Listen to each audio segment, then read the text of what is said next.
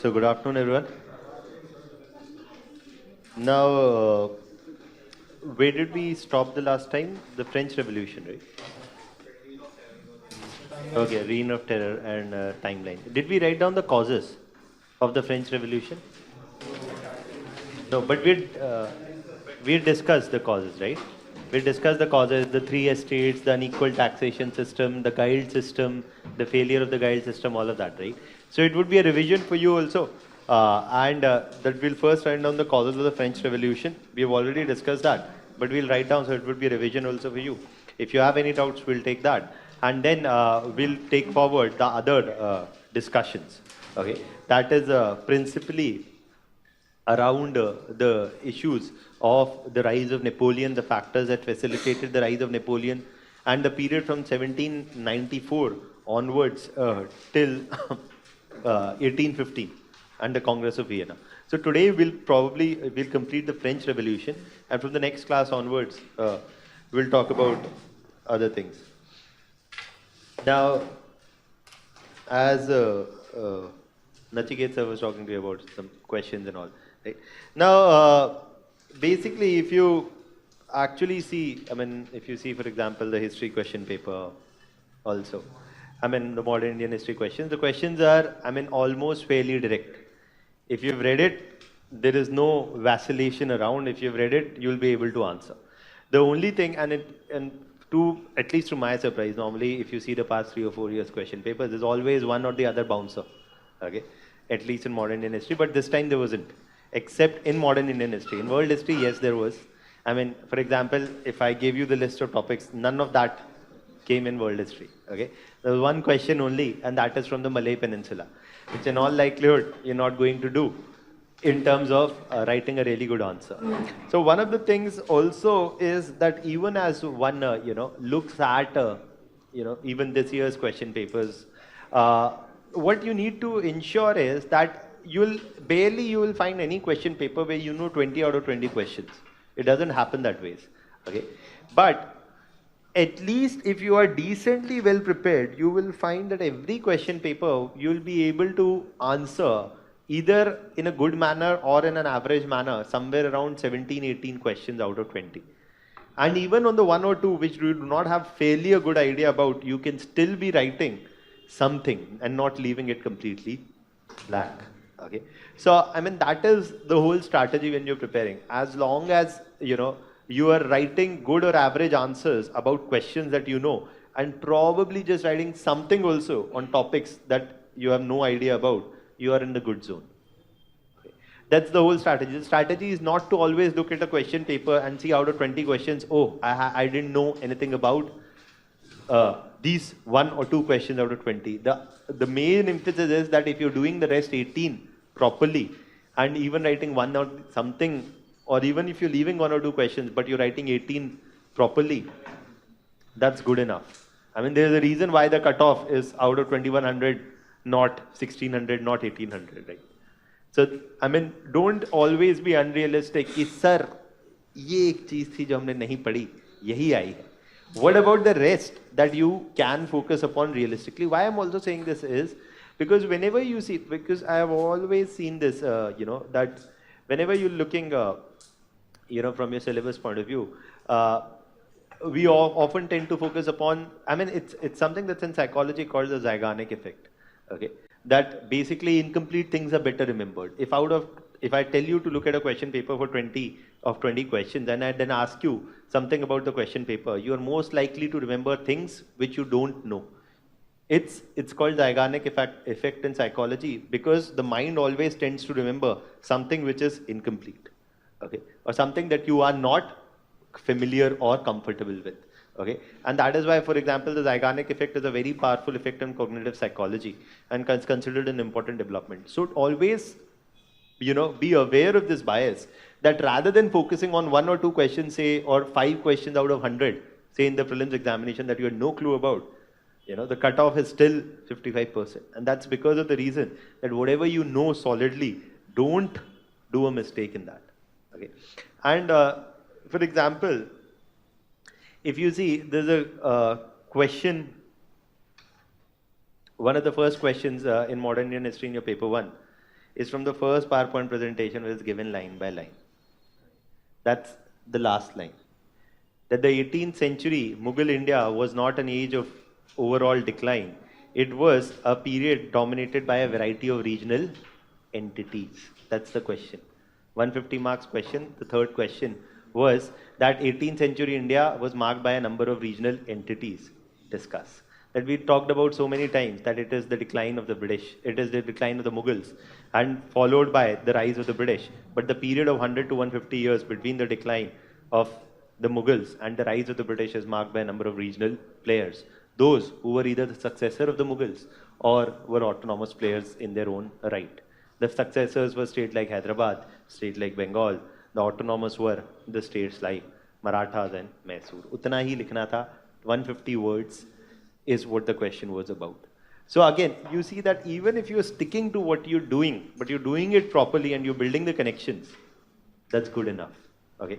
And for example, we talked about communalism, right? Communalism and partition. There's a question, 250 marks, 250 words question, 15 marker question on, again, regional religiosity and communalism.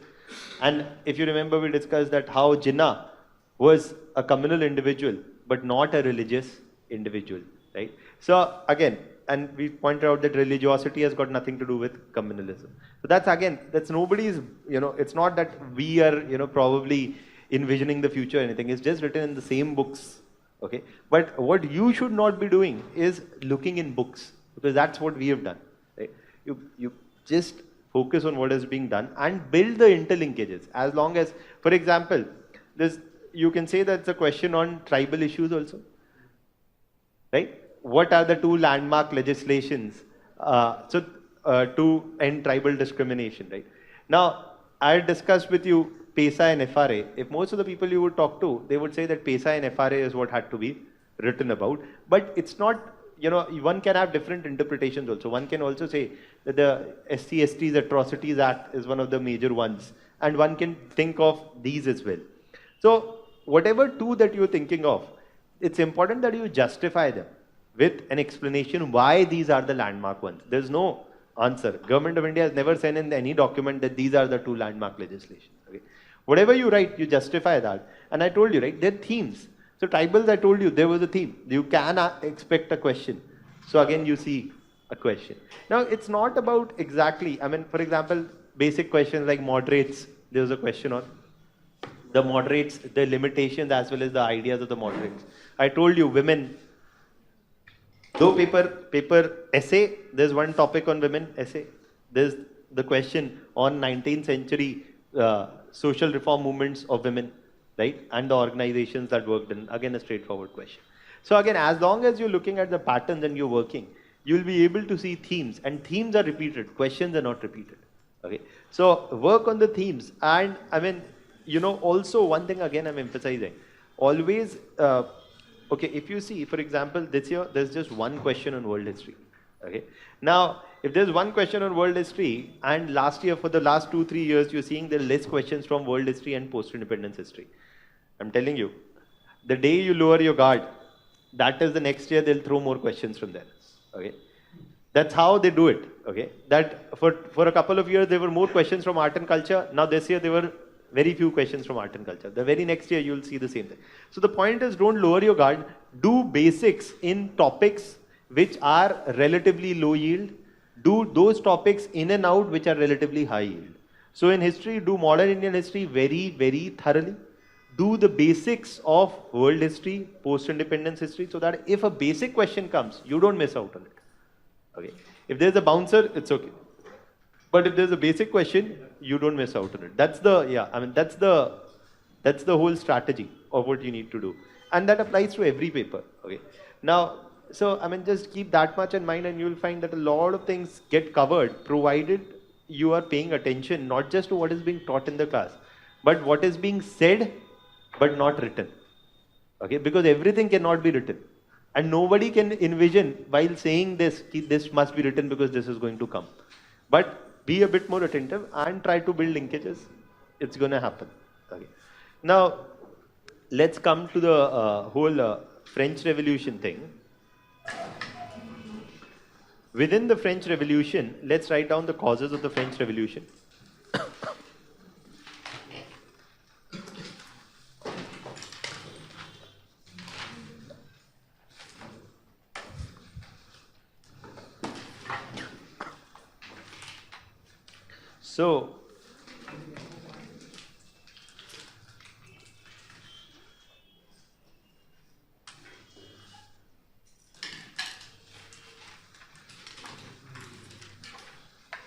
So, when we talk about the causes of the French Revolution,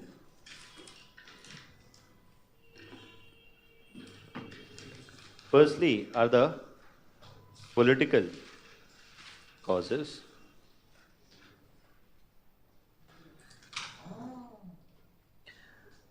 The Bourbon, just a second. The Bourbon dynasty was an absolute monarchy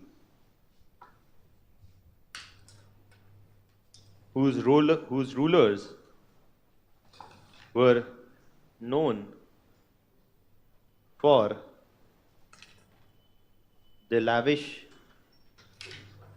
lifestyles and wasteful expenditures that fueled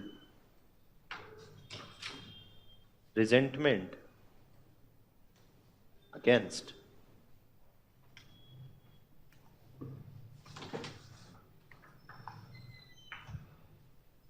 the monarchy. Similarly, the other major point that we had discussed before was what? Was the expensive nature of the financing of the American Revolution, right? So the second point was the financing of the American Revolution had a significant, the financing, you can write down, the financing of the American Revolution had a significant negative impact, on the financial health of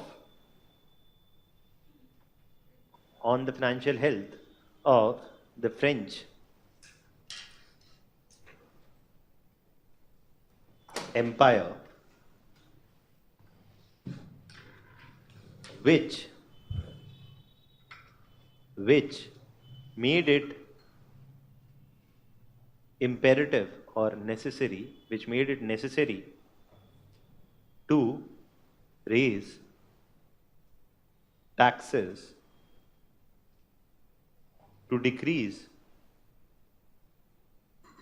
the national debt, DEBT,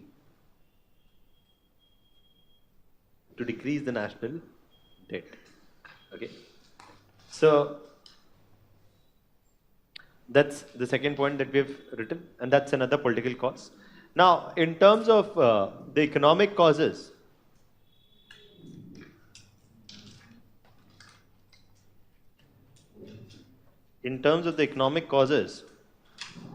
France was under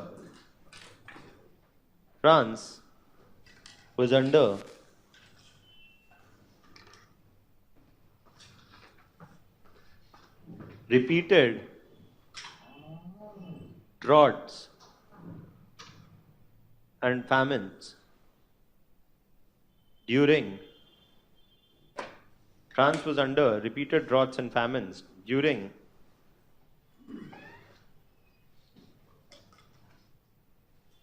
1780s France was under repeated droughts and famines during 1780s due to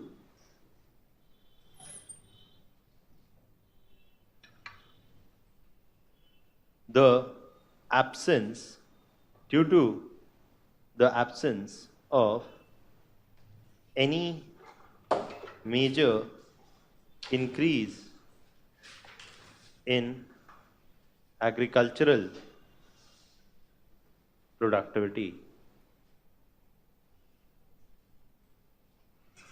Due to absence of any major increase in agricultural productivity and low rainfall. This led to high inflation and food shortages. Second major economic cause was the highly unequal nature of the taxation system under the highly unequal nature of taxation system under the French rule, where the first and second estate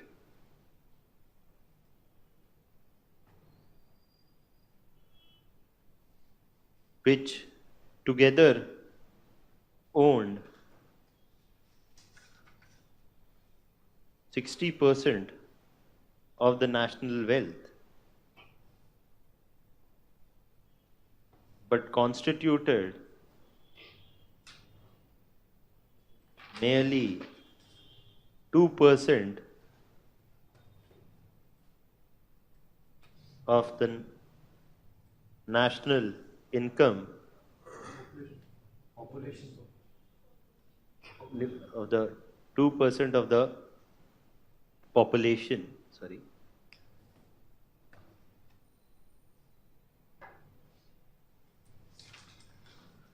were not taxed at all. The burden of taxation fell completely on the third estate,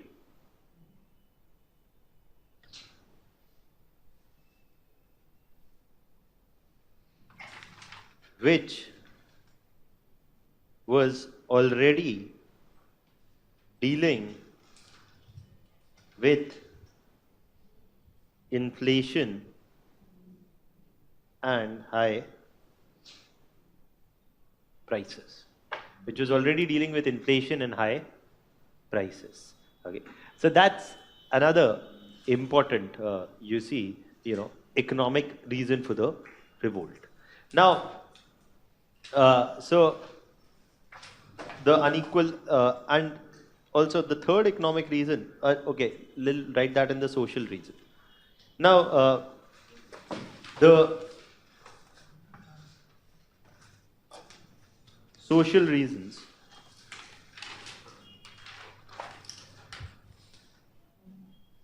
The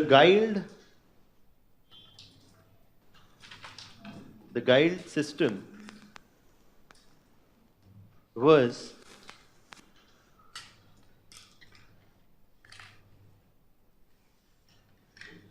one which restricted the entry of new individuals into a particular profession, making it contingent upon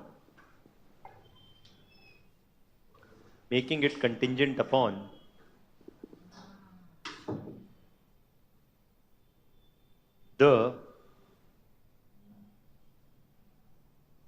making it contingent upon the permission of the existing guild members, which was rarely granted.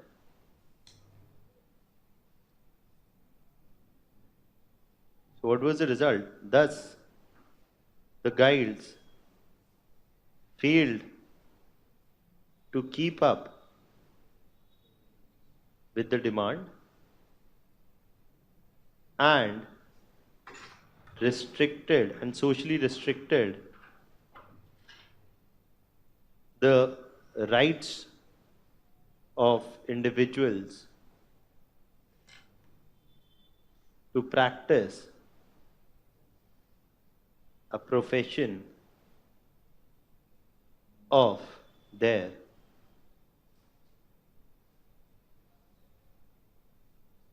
and restricted the rights of individuals to practice a profession of their choice.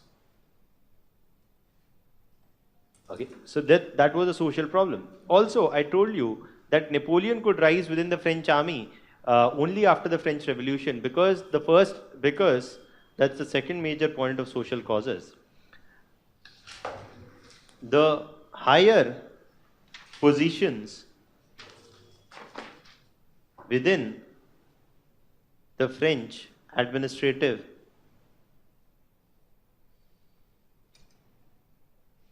structure, the higher positions within the French administrative structure were exclusively restricted to the first and second estates.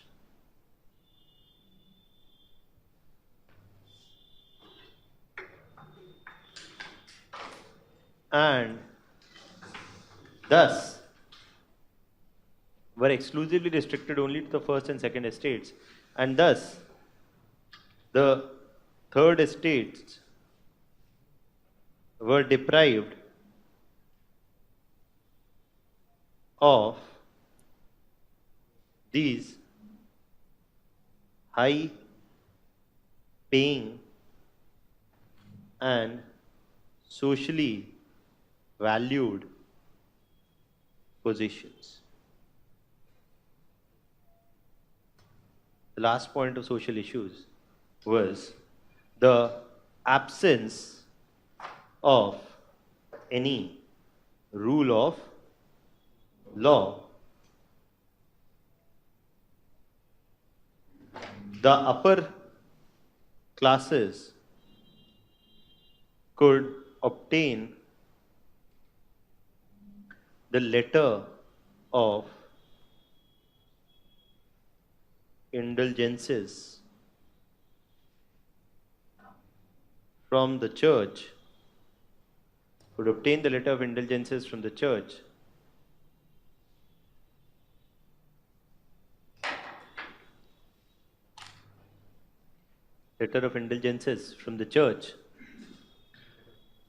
and thus could escape punishment upon payment of a small fine, even for heinous crimes. Okay. So all of these are considered as the major political, social, economic. And one thing that you can write down about the causes of the army also is, और देखिए हर जगह चाहे American हो चाहे French हो चाहे कोई revolution हो, you can also always write about ideological influences, Locke, Rousseau, Voltaire, all of those. Okay.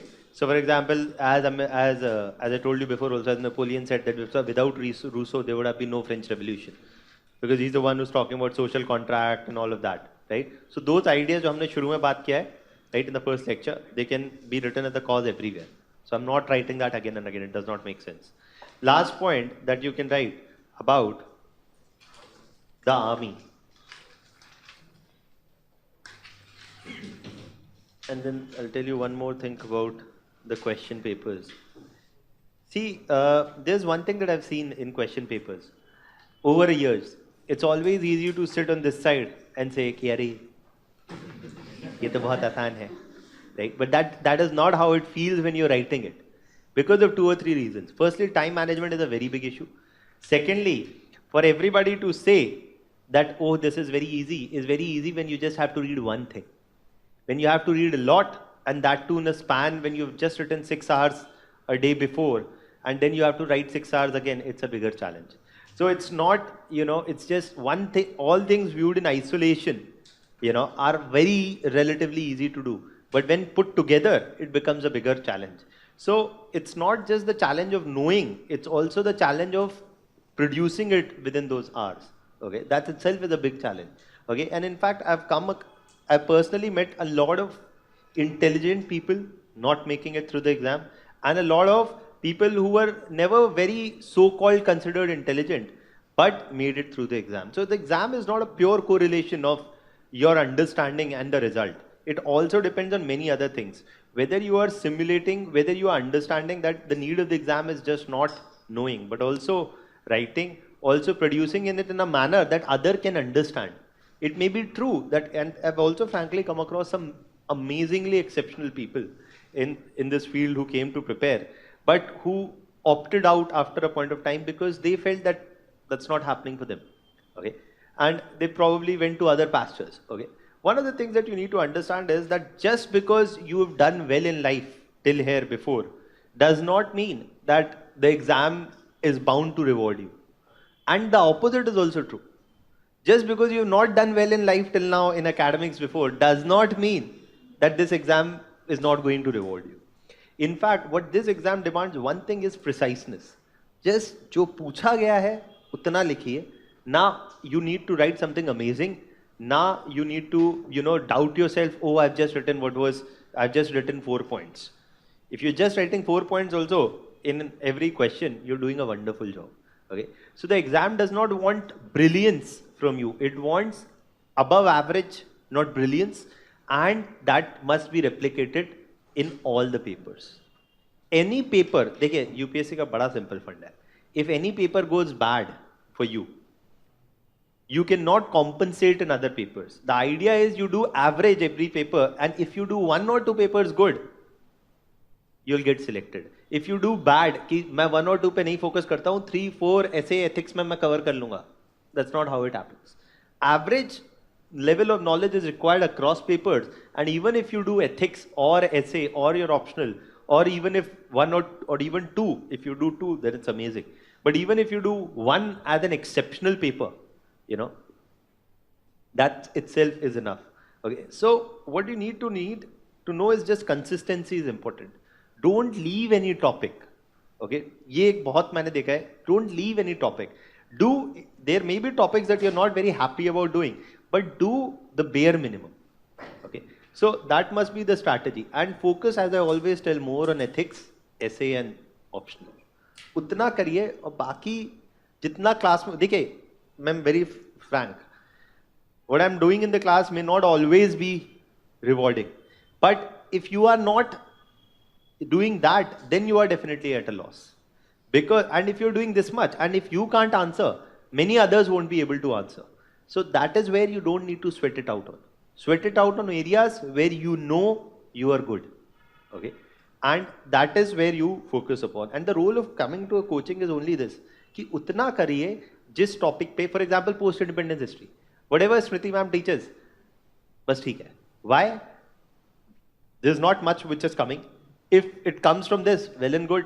नहीं आता है तो ठीक है, right? Nobody will be able to answer.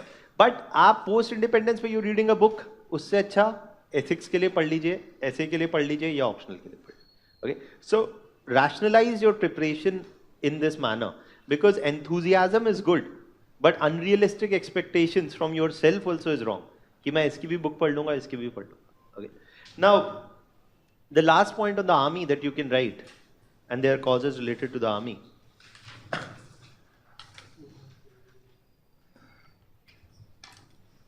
Or the causes related to the army, not just armed structure, was the French soldiers who fought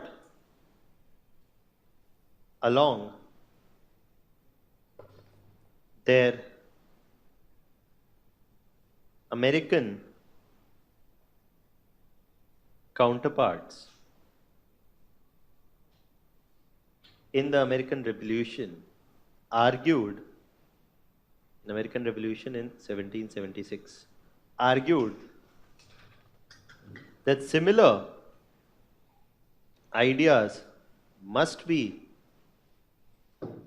replicated in France as well.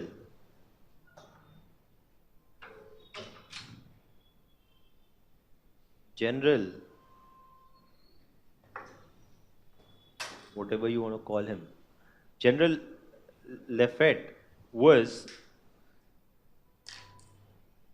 a key leader in French army who assumed an important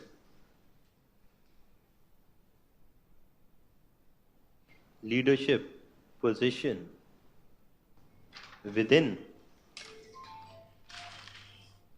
the French Revolution.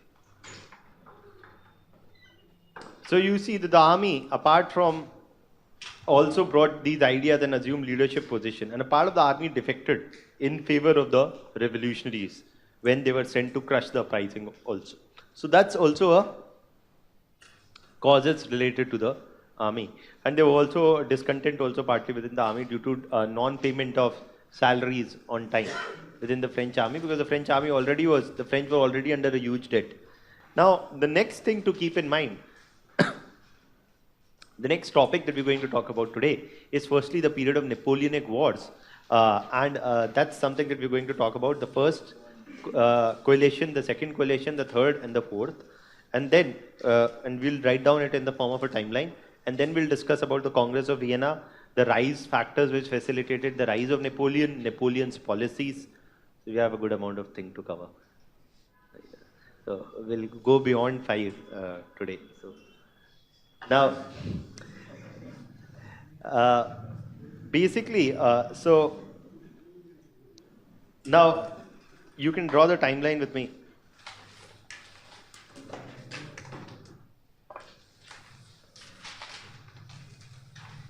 (1792) to 1797 is what is called as the period of first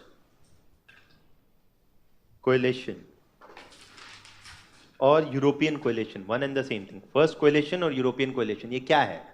First, second, third, fourth European coalitions are 4 times during Napoleon's period from 1790s to 1850s, where the French, the French neighbors like Austria, like Prussia, like Britain, like Russia were at war with France. 4 times, 4 major ones were there.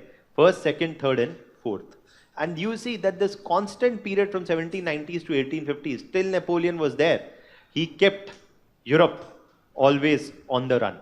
Okay, so it was till Napoleon was there in France, he made it difficult for anybody to settle down. Okay, so you see that 1792 to 1797 is the period of the first coalition or the first European coalition. And what is happening at this point of time? You remember we talked about the Battle of we talked about the Battle of Leipzig. No, we have not talked about. Okay. Okay, so we've not talked about, okay. So then, but we talked about the declaration of Pillnitz, yes, right? So the declaration, yes, Okay, Declaration of Pillnitz, I know I have talked about. Okay, so the Declaration of Pillnitz is something that we talked about, and the Declaration of Pillnitz, what we discussed was that the French ruler at this point of time, Louis the 16th, was the one who was sought to be reinstated in France, primarily by the Austrians and the Prussians. And the Austrians and Prussians declared that they would overthrow the French revolution and they would reinstate the monarchy. That is what the Declaration of Pillnitz was. Now, soon after this declaration, you see that Austria and Prussia decide to launch a joint war against, they decided to launch a joint war against the French. And this is the period from 1792 to 1797 where you see a constant period of war fighting. Napoleon is the one, is the key French general who plays a very important role in the French defending themselves against the Prussians and Austrians, okay, who had decided to overthrow the French Revolution. And that is why from 1792 itself, Napoleon started becoming an important figure within the French military, as well as was seen as one of the strong protectors of the French Revolution. Okay, so the period of the First Coalition saw repeated attempts by neighbors of France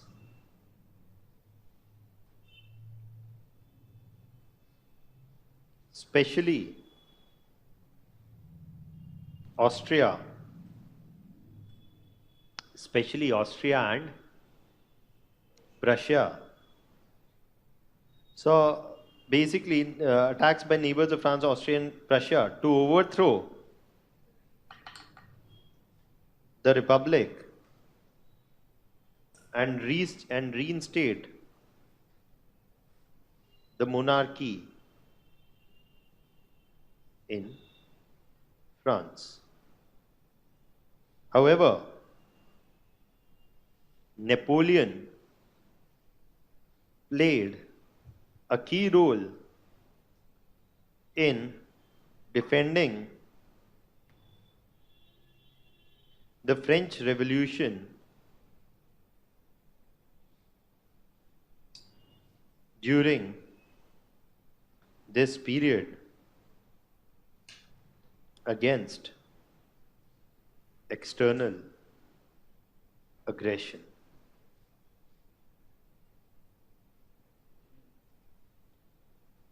In 1795, what you see is a code of directory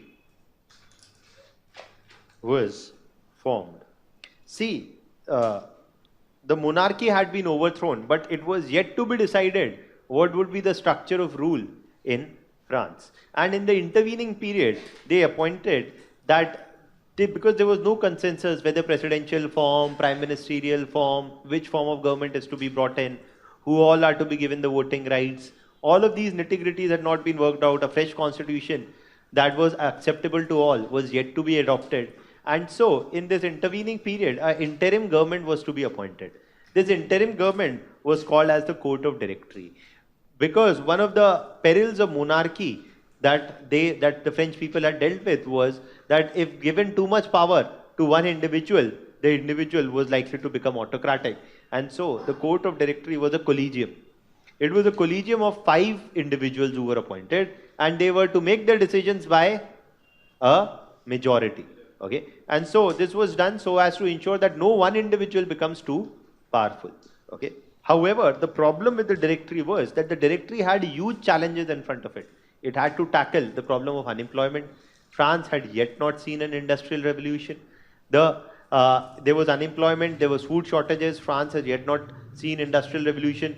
The position of the finances had yet not improved significantly. So a number of those crises which had existed during the breakout of the French Revolution were still there. And they were yet to be addressed in any significant manner. Though the people had supported the French Revolution, and the people here, we basically mean in Paris and other areas, especially in the urban areas, the people had supported the French Revolution, but almost even 6 years after 1789, you see there is no major positive movement to address the concerns which had led to the outbreak of the French Revolution in the very first place. And so, at this point of time, there is a certain amount of disenchantment along with the revolution itself, and that probably the revolution did not bring to the people what it had promised. But yet, you see, at this point of time, the Court of Directory is put into place, and this Court of Directory was to make the decisions. However, you see the absence of any clear consensus within the Court of Directory on the major issues and the policies that should be adopted to tackle them. So the Court of Directory was a period of indecisive rule. Okay, and again, this indecisiveness dragged on for the next few years. Ultimately, you see that the Court of Directory itself became, extremely unpopular in France. By 1799, almost 10 years had passed since the French Revolution had begun, but no positive change had happened in France. France had seen almost a civil war-like situation. France had seen a reign of terror. France had seen the overthrow of the monarchy, but there was no consensus on the ruling structure within France, and almost for 10 years, the French economy witnessed no major positive economic changes. It had, on top of apart from economic turmoil, now also underwent a period of political instability. So you see that by 1799, the French Revolution itself was getting discredited amongst the masses. Okay. And what happens is that as soon as the French Revolution starts getting discredited, there is a popular uprising now in Paris against the Directory and the rule of the Directory, which is found to be indecisive and doing nothing or little to address the key substantive issues of the people. And at this point of time, you see that there is another uprising against the Court of Directory. Napoleon comes back to France. Where is he coming back from? I'll talk to you. But he comes back to France at this point of time. And Napoleon is an extremely popular leader. Okay, why? Because he, during the first coalition, played a very important role defending the French Revolution. And he's seen as an able military general who was able to rise within the French army because of his own ability and merit, and was considered as a strong, decisive ruler was considered as a strong, decisive player who was the key, force key individual defending the French Empire against the outside invasion. So he was relatively the more popular one in 1779. And when the popular uprising happened in Paris, he soon came back and he joined the popular uprising, and he was elected. And he was elected by the people not through a formal election or anything, but he soon assumed the leadership of this popular revolt, which overthrew the Directory and placed Napoleon as the next ruler in France. Now, I've skipped a lot of details.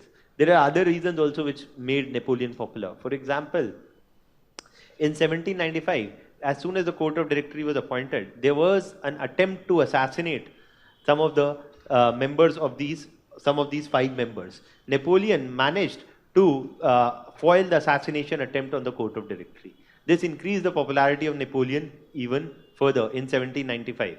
Okay, so Napoleon was seen as one of those figures who was, the strong element of hope in the French society. Then in 1795, Napoleon was sent to Egypt, okay, to defend French colony in Egypt against the British invasions. And he was able to manage the invasion from the British on the French territories in Egypt. Okay, so again, you see Napoleon showed his military might partly even there.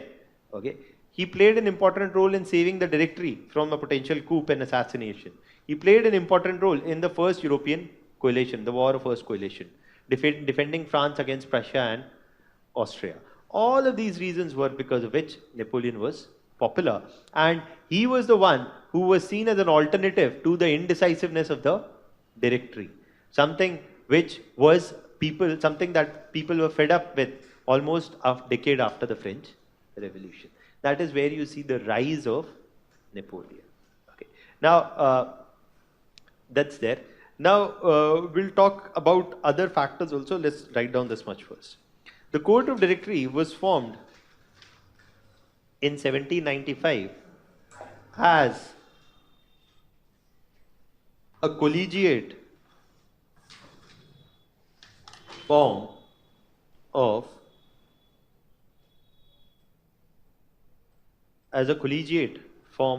government,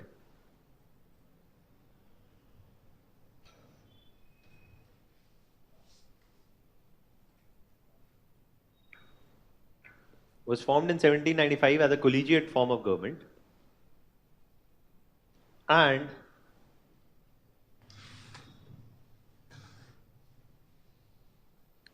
however, from 1795 to 1799, the Directory failed to take any decisive actions to address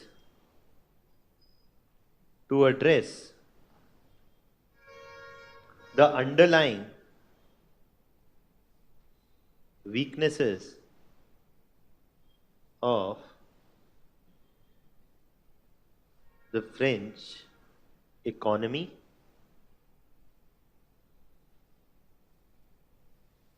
such as inflation, food shortages,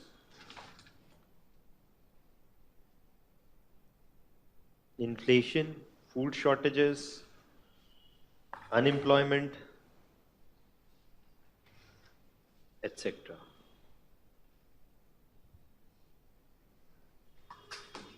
By 1799, you see a popular uprising began in Paris.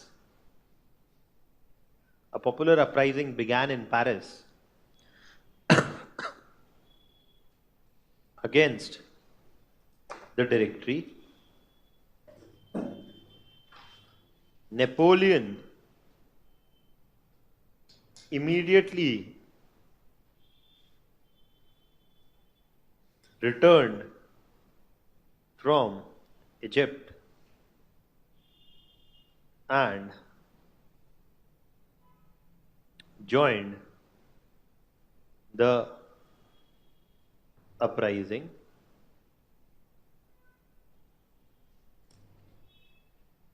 He was soon proclaimed as the leader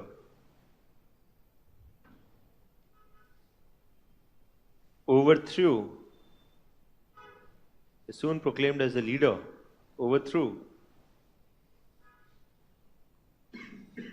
the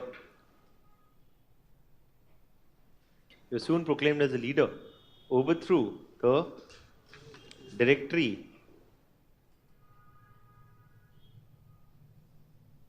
and was declared as the first Council of France, Pradhan Sevak. He did not say that I was the ruler. He proclaimed himself as the voice of the revolution. A commoner, not a noble, not a part of the first or the second estate, but one who was a product of the French Revolution, who could rise only because of the French Revolution and who aimed to uphold the ideas of the French Revolution. That is liberty, equality and fraternity. Okay. So he was the one who was to mark a break from the past, to protect the French Revolution from its external threats, and also to take path upon, and also to take France upon a rapid path of modernization, of industrialization, of modernization of its economy, of bringing about a modernization of the army also, and also what Napoleon said from this point of time onwards, that we will ensure that the idea of the French Revolution that we are upholding in France, and that is power to the people, that the monarchy has no divine right to rule. Rather, the people have the right to elect a leader of their own. So we will uphold these ideas of French Revolution, and we will spread these ideas of French Revolution to other areas in Europe also. Okay. So that's what he is saying. And 1799 to 1802, as soon as Napoleon actually proclaims, as soon as Napoleon was proclaimed as the leader, of France, you see that 1799 to 1802 is the War of Second Coalition. As soon as Napoleon declared himself as the leader of France, you see Britain, Prussia, Austria again attack France. Why? Because Napoleon was the one who started saying things that obviously no other monarchy would like. That we will uphold these ideas here. I am not a monarch. I am a voice of the people. Monarchy must not exist. We will uphold the rights of every people in every region to form a government of their own. So these are ideas that monarchies don't like. And so obviously the monarchies attacked France, and as much as monarchies attacked France, as much as Napoleon gained. In the sense that the monarchies failed to overthrow Napoleon in France, and Napoleon, being a strong and able military commander, was able to ensure that the French were not defeated in this war. Now, what is important to understand is that French are not defeated in this war. Why is it that Britain is there, Prussia is there, Austria is there, Russia also was there in this war? Everybody is against France, but France is not defeated. Why? Now, it's not just that Napoleon is a very strong commander and he could single-handedly turn the tide of the war. Yes, he was an important military commander and was an able military commander. But apart from this, also is the fact that all these neighbors, whether it is France, whether it is Prussia, Austria, Russia, they never, Britain, Russia, Austria, Prussia, they never coordinated their strategy. Rather, all of them launched their individual wars time and again against Napoleon, never in a coordinated manner. And this also allowed Napoleon to deal with them a bit more easily. Okay. So that's there. So that's the only explanation that I can offer you in the limited time that we have as to why, there are the two reasons. One is that Napoleon himself was a very able military commander. And obviously, you have to understand that apart from Britain, even a weak France was stronger than many others in Europe. Okay. So even despite their weaknesses, the French military was a strong military. And the other monarchies which were attacking France never coordinated their attempts, and Napoleon also was a strong military commander. These were the reasons why France did not get defeated in the second war of coalition, or the second European coalition as it is called, from 1799 till 1802. And ultimately, because France did not get defeated in 1802, Britain formally recognized France and the rule of Napoleon over France with the Treaty of Amiens. Okay, so we'll write down the spelling and all. With the Treaty of Amiens, Napoleon's rule was recognized by Britain over France. And now, after this, Napoleon declares himself not just the first Council of France, but the first Council of France for life. Till he is alive, he will protect the revolution. So you see that there are a number of popular plays which have been made on this. Okay? For example, NSD takes out this play almost once every year on the French Revolution. 8 years ago when I saw the play, I did not understand the play. Okay? And that was, if you go to the NSD, you'll realize that people there are very, very, very well read. Okay? And reading there is essential, and writing itself comes only with reading, and writing a good play will rely upon a good reading. Right? So basically, one of the central themes of many of these plays has often been that how Napoleon, though himself was a product of the French Revolution, though argued that he would protect the French Revolution and declared himself as the leader of the French Revolution, ultimately, in many ways, did not uphold all the ideas of the French Revolution and rather betrayed some of these ideas of French Revolution. Okay, so that is why it is often argued, it is often said that Napoleon, though he was a product of the French Revolution, he himself undermined many of the ideals of the French Revolution. And you see that in 1802, though he again manages to defend revolutionary France from the monarchical attacks, he declares himself as the first consul of France and for life. And you see that he again proclaims that he is the one who's going to play an important role in spreading the idea of the French Revolution, spreading the ideas of nationalism to regions even beyond France. So this does not stop here. By 1803, he is first consul of France for life.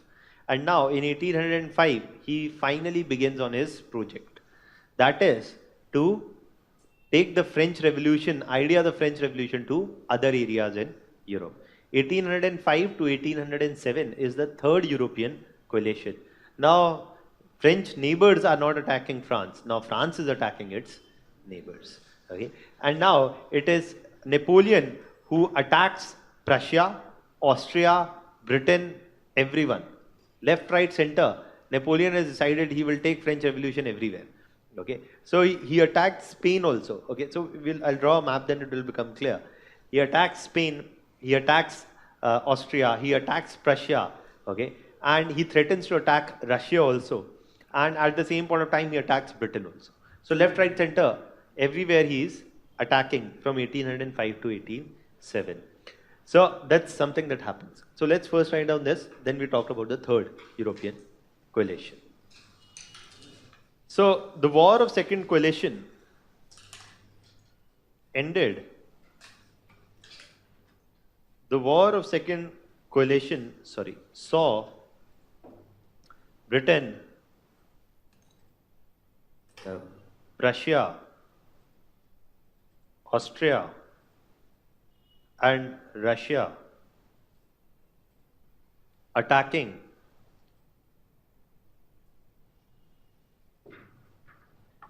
France.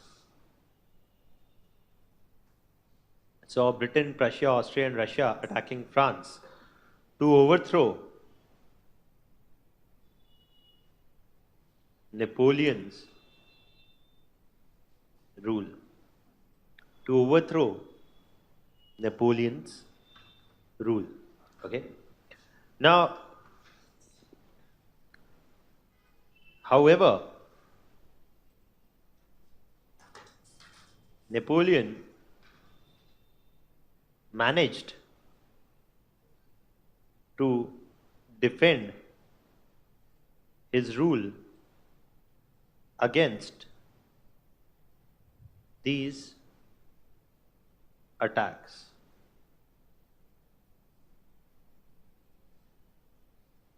In 1802, with the Treaty of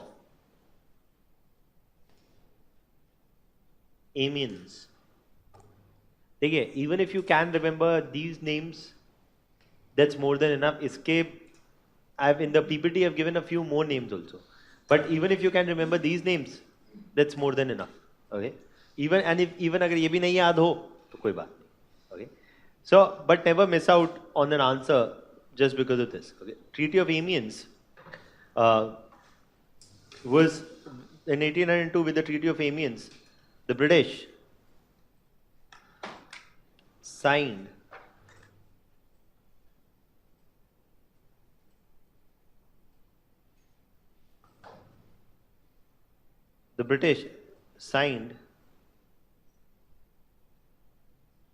a treaty, in 1802 with the Treaty of Amiens, the British formally recognized Napoleon's rule over France. The hope was that finally this will settle the wars. Okay, that now that Britain is recognizing Napoleon's rule over France, the French are not going to take matters any further. But Napoleon had different plans. By now, Napoleon had convinced himself as well as convinced the French people that he is the one which is one step. He is the one who is the single player who could prevent France from descending into chaos.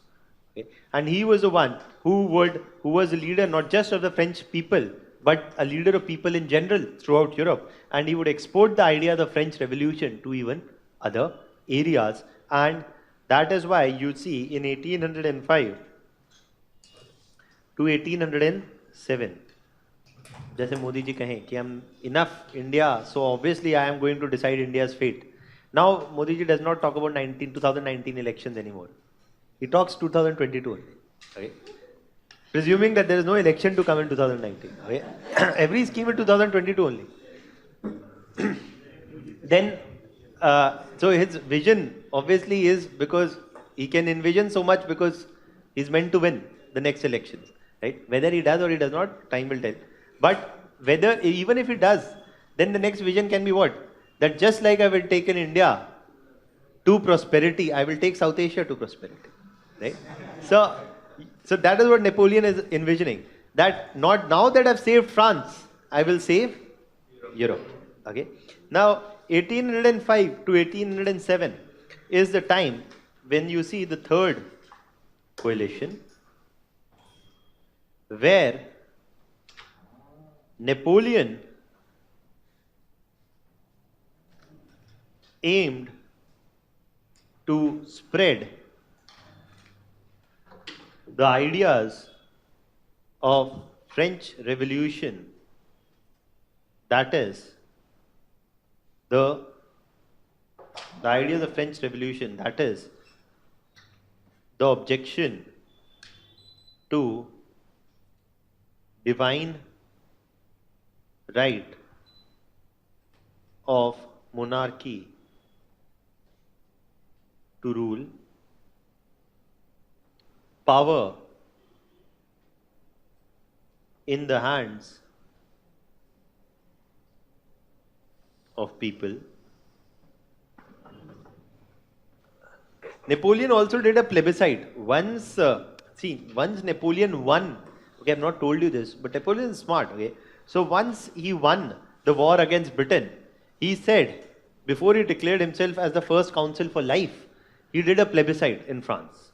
He just defeated Britain in 1802. He immediately ordered a plebiscite in France and said, I am giving the voice to the people to decide whether or not they want me as the leader of the French Revolution.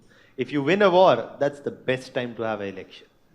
Putin showed you that with Crimea, with an annexation of Crimea. Putin annexed Crimea and immediately he announced elections because he knew he would win, right? So even if you can get 5 kilometers from China, okay, you're winning the next election, okay? It doesn't matter, nobody lives on that 5 kilometers, nobody ever is going to live on that 5 kilometers, but if you can, you're winning a war, right? And so why war fighting is often very popular if you can win it, right? So when Napoleon aimed to spread the idea of the French Revolution, the objection to divine right of monarchy to rule, that is the objection to divine right of monarchy to rule the power in the hands of people, to other areas beyond France, in Europe. He supported the nationalistic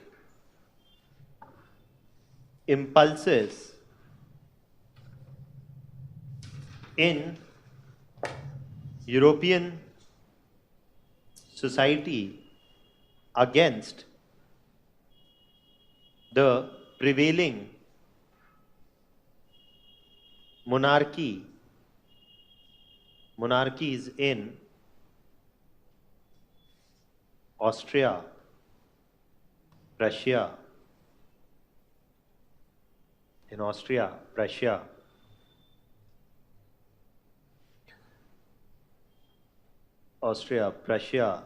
Russia, etc. Now, what he does is, in 1806, okay, you write down, then I'll explain. In 1806, Napoleon appointed his brother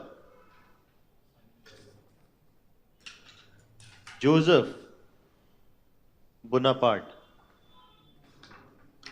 Napoleon Bonaparte, Joseph Bonaparte. He appointed his brother Joseph Bonaparte as the ruler of Naples. Naples is later, which would becomes a part of Italy. Okay, I'll draw a map. It will become clear then. Pardon? No, Naples and Sicily are southern Italy. Piedmont and Sardinia and Lombardia and Venetia are northern Italy. We'll draw a map, then we'll see, because otherwise सब कुछ नहीं समझ में आने वाला है, right? So you just write that first, and then we'll write. So basically, that is something that he does in 1806. In 1807, in 1805, there is also another battle, and this is the Battle of Trafalgar. The Battle of Trafalgar. Okay. Now, you can draw firstly, this is just for your understanding, okay? No answers, nothing where you have to draw this, just so that you can understand what exactly is happening. Now, what Napoleon is doing is that he is the one in France, right? Now, the major neighbors that he has to deal with are Prussia, are Austria,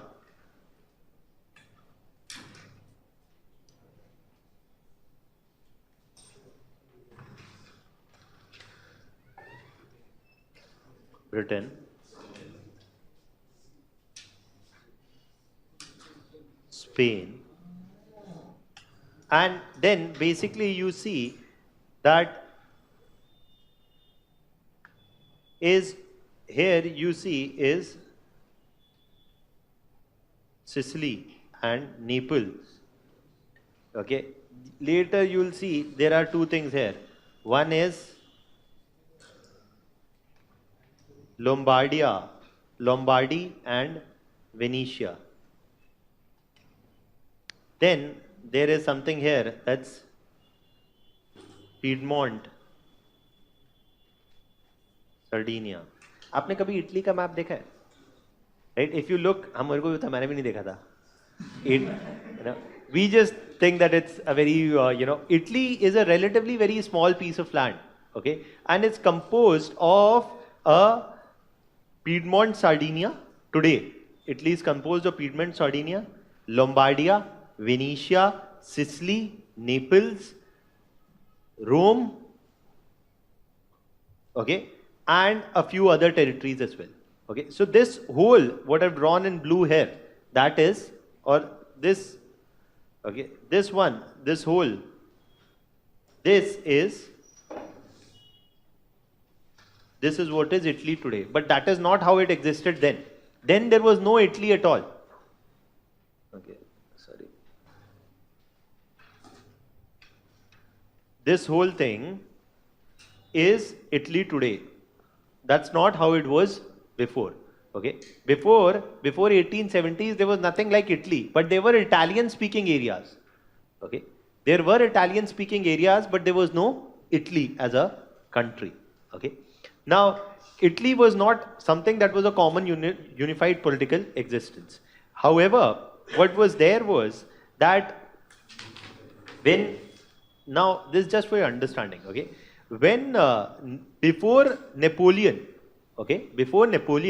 till the Bourbon dynasty was there in France, you see Spain, Naples and Sicily. Spain, Naples and Sicily, they were ruled by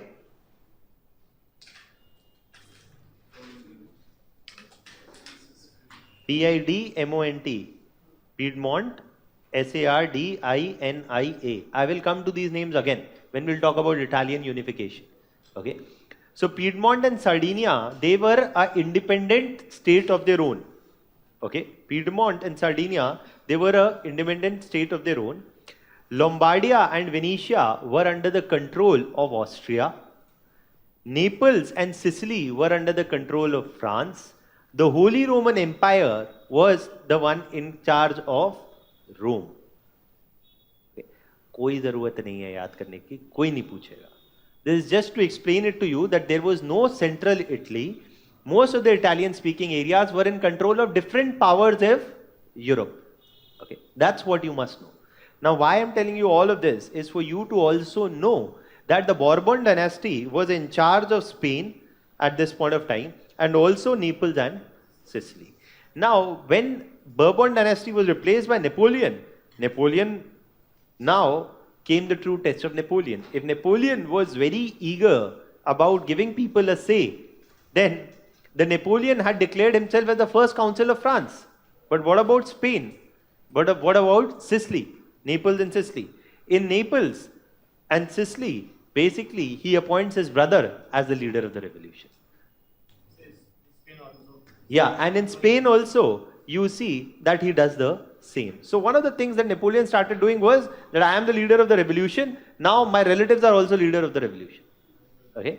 So, sunrise. Right? So, nepotism fell gaya. Right? So basically you see that nepotism was something that Napoleon was strongly criticized for at this point of time. Okay? That nepotism is something that is happening and it's visible from 1806 onwards. Now, also, now that Spain was under the control, Napoleon had the same idea that I will take forward the French Revolution everywhere. And if I will take forward the French Revolution everywhere, I will also be the leader of the revolution everywhere. So it's not that he is taking just the French Revolution, he also envisions himself to be the leader of Europe. Okay? And his desires to take the idea of the French Revolution were also geared by his expansionist agenda. Okay? And that is where you firstly see that he starts attacking Austria, Prussia, Russia, and Britain. Russia he does not attack actually, ultimately. Russia's attack happens a bit later. But I'm telling you here itself. Now, and he also attacks Britain. Now, Napoleon's eyes are specifically on Britain at this point of time because he knows the challenge that can come to France can only come from Britain. And so, you see that he focuses mostly on Britain. And this is what happens in the Battle of Trafalgar. The Battle of Trafalgar is between Britain and France, where the French are deciding now to take the matters to Britain and attack the British positions. But there's a problem, and that is the English Channel. The problem is the English Channel because Napoleon was a military commander whose expertise was in warfare on land. He is not the one who was ever in charge of the Navy. And as I told you so many times before, the British Navy was superior to the French Navy. So in the Battle of Trafalgar, this is the first defeat for Napoleon. When Napoleon tries to attack Britain, but even before Napoleon's ships or the French army or the French Navy's ship could attack Britain, the Britain bombed the French Navy left, right, center in the Battle of Trafalgar at Spain. And you see that this was a huge setback for Napoleon's Navy or the French Navy. And what became clear in 1806 that territorial expansion for France into Britain is out of question. So, the Battle of Trafalgar was a cruel shock for Napoleon, and this first major Napoleon defeat that happened in 1806. But Napoleon is not the one who gives up easily. That is why he is Napoleon. Right? And so, Napoleon then takes the matter to the next level and he says that if we can't militarily challenge Britain at this point of time, we will make the British economy so weak that then there would soon be a time that we will impose a defeat on Britain. And for this, Napoleon envisions what is called as the continental system. Okay? Napoleon says that if I can't defeat them militarily as of now, I will impose a huge financial cost on the British and I will weaken their economy so much that it becomes easier for us to eventually defeat the British. And for this, he imposed what was called as the continental system. The continental system was based because of two reasons. And why? Because continental system पे separate question भी आ सकता है. Okay? That the continental system was based on two reasons. Napoleon had started taking reins of France from 1799 onwards, and he was focusing on increasing the economy. He was focusing on increasing the economic growth of France. And for this, he was in favor of bringing the industrial revolution. And you see a movement towards industrial revolution in France. But if France was to undergo an industrial revolution, then the French goods would have to compete with the British goods. But the Britain had undergone industrial revolution almost 50 years ago. So Britain was far ahead in the race of industrialization as compared to France. And there was no way the French goods could easily compete with the British goods. And Britain was already dominating the trade in Europe, world, and obviously also in Europe. So Europe was a major market for British goods at this point of time. And if France had to make a dent, it had to do something which could ensure that the French goods would find acceptance in the European market. But the British goods were already cheaper and better. Right? At the same point of time, but there was no, so there was, the British were much ahead. To tackle this problem, to firstly ensure a market for French goods, because without markets, French Industrial Revolution could not prosper. To secure a market for French goods, and at the same point of time to hurt the British economic interest, what Napoleon does is imposes the continental system, which basically said very simple thing. That Napoleon had already subdued the rest of continental Europe. Continental meaning which are connected through land, right? So Britain had already, Napoleon had already subdued the continental Europe, and he made it a very simple rule that no European country would buy goods from Britain. If no European countries would buy goods from Britain, Britain would be denied a market in Europe, and the British economy will suffer heavily. Okay, that was Napoleon's idea. But if nobody is going to buy from Britain, somebody else must be in a position to supply supply goods to the European market, and that was French. So in a way, with continental system, he's hurting the British economic interest and trying to give a boost to the French economy and the French Industrial Revolution by imposing an economic blockade on the selling of British goods in continental Europe. And why other states had to follow what Napoleon was saying? Because if they would not follow, Napoleon was ready to export the French Revolution everywhere, right? So Napoleon had these simple terms. Now the only problem in Napoleon's plan was that though it looked very good in paper, the problem was in the implementation. That though it was a lofty plan, the French industries were not in a position to meet the huge demands of Europe.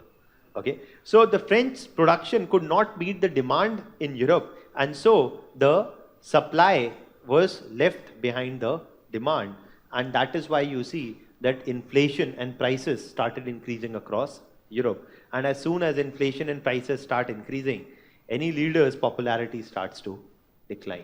And so Napoleon's wisdom of Napoleon's rule, that if he was the voice of the people, then why would he impose such an economic hardship on the people? So there was a rise in dissatisfaction against Napoleon's rule and Napoleon's ideas from 1707 onwards with the imposition of the continental system.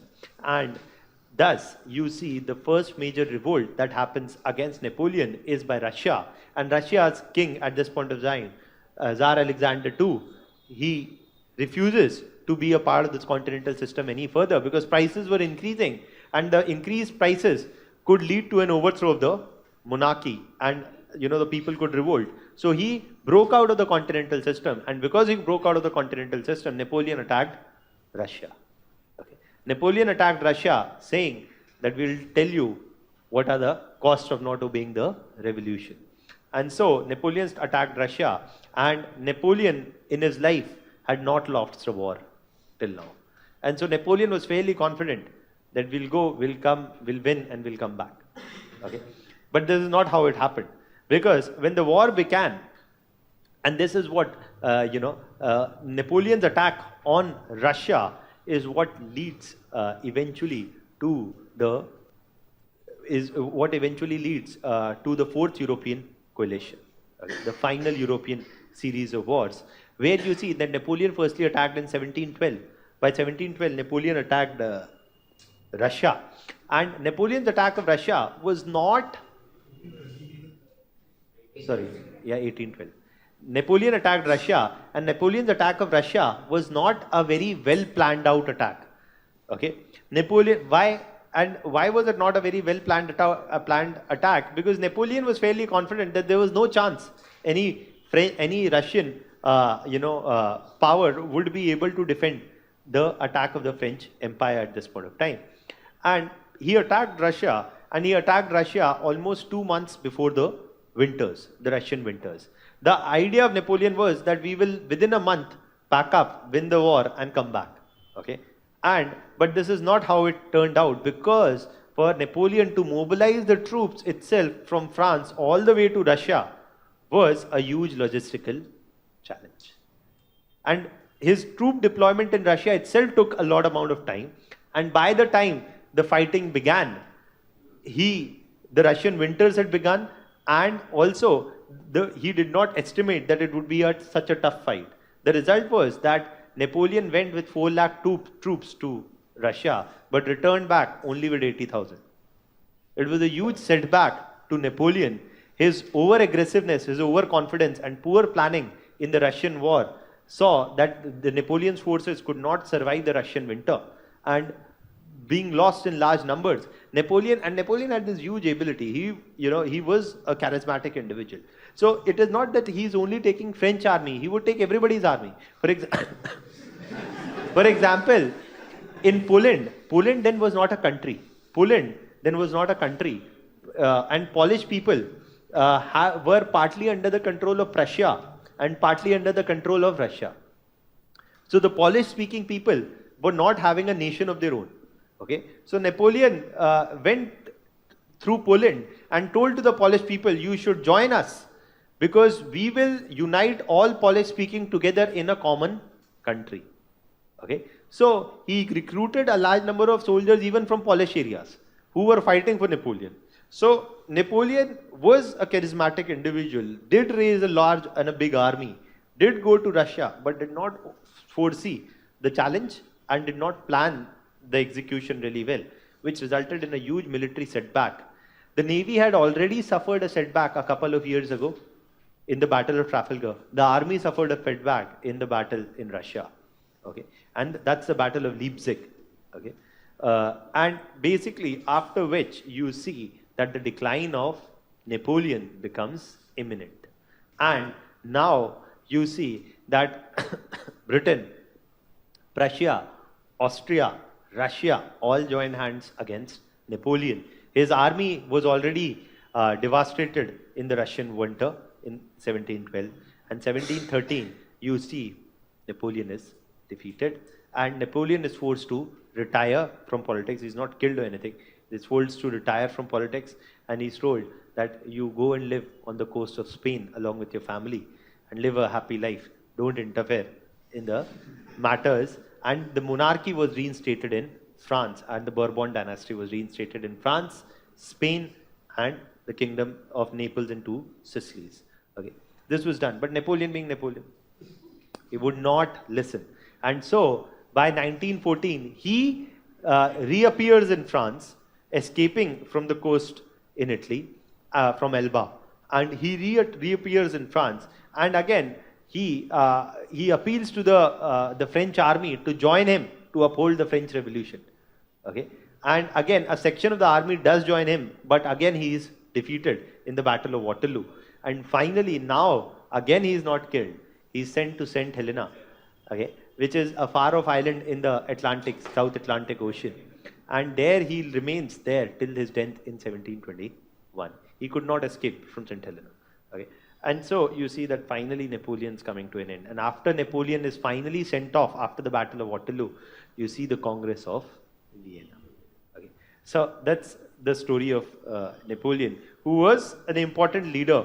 But till Napoleon was there was a considerable period of political instability in Europe in general. And Napoleon threatened the political existence of a number of monarchies in Europe. He had already the monarchy was overthrown in France, but he was also threatening a number of monarchies in Europe. Okay. So let's first quickly write down about this much, and then we'll take it forward. Any doubts still here? Yeah. Concordat of 1801. Pardon? The Concordat of 1801. The Concordat, देखिए, I've not discussed this in the class I've given in the PPT. ये सारी details, for example, the Concordat of 1801 was basically an attempt to establish again, it was an attempt firstly to bring peace between France and its neighbors also, and the Concordat was also partly aimed at establishing, we'll talk about Napoleon's policies, I've not talked about that, okay. We'll see that with the church also, the aim was to establish peace. Okay, and with the Concordat, basically, the French Revolution had argued for a limited or no role of the church. And Napoleon is actually introducing back the church after 1801 with the Concordat. We'll talk about that. Yeah, we'll talk about Napoleon's policies. To what extent did he uphold the French Revolution or not? So we'll talk about that. But let's first do the timeline.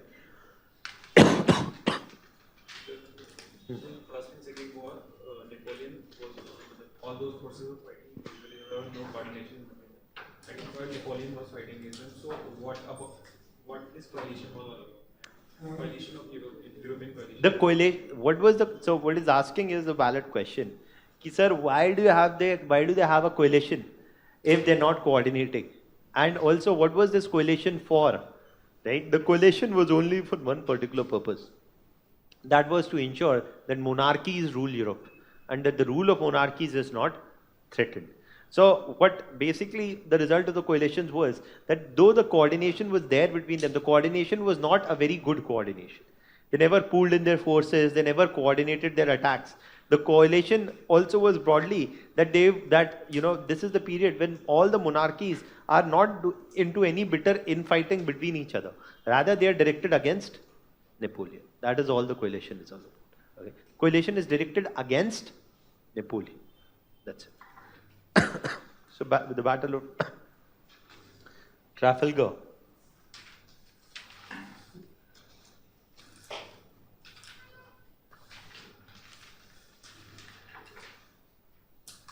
The next year the prelims examination is in which month? 3rd June.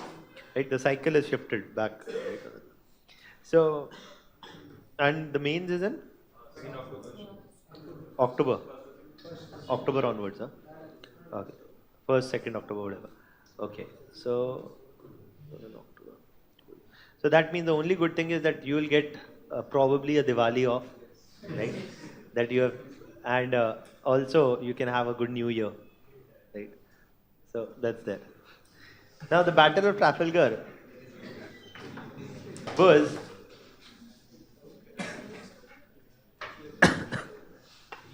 the Battle of Trafalgar was a major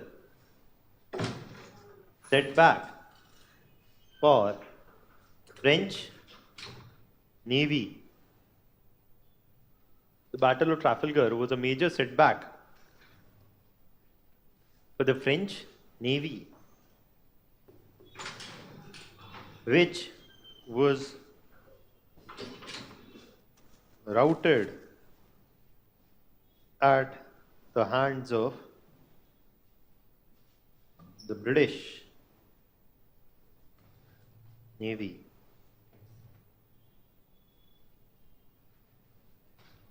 This was a huge setback for Napoleon's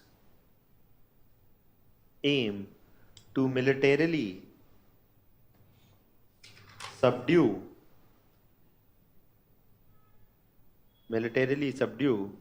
Britain.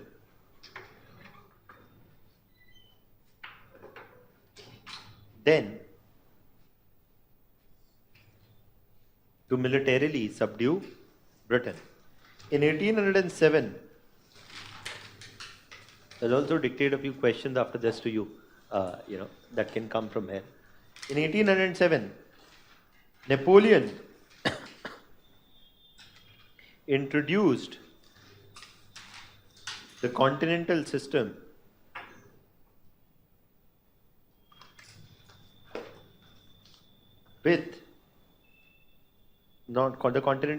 which involved an economic blockade on Britain, the CS or continental system. The continental system basically disallowed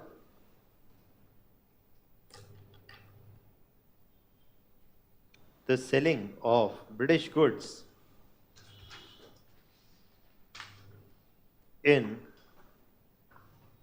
continental Europe. For example, Russia, Prussia, Austria, etc. Napoleon introduced continental system to achieve two purposes. A. The first purpose was to deny the European market to British goods and impose a huge financial cost on the British economy. Napoleon was partly successful in this aim as as Britain's exports fell by 2/3 during this period.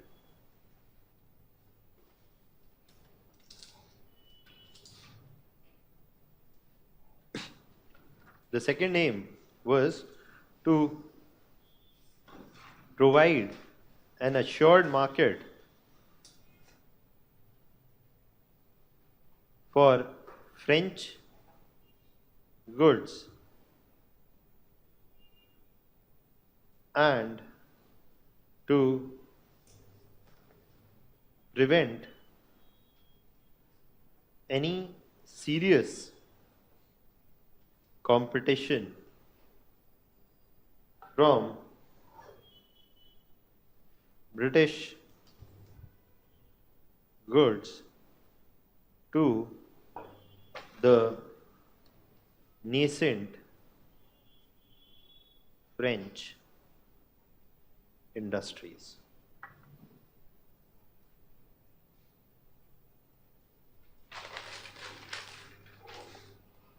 However, to the nascent French industries or the French industries who were just coming of age or just budding at this point of time. However,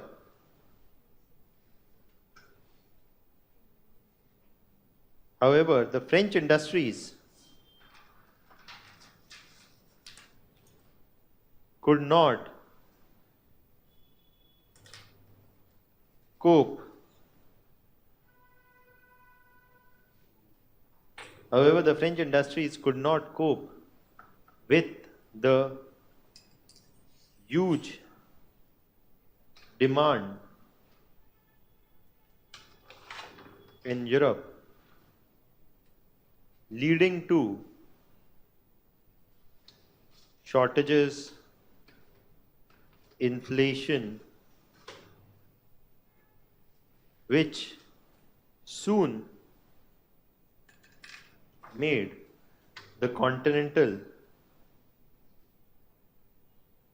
system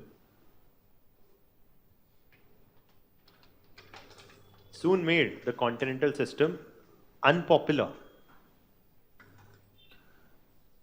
soon made the continental system unpopular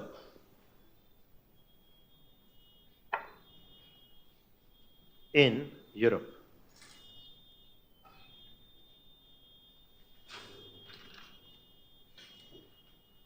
When Russia decided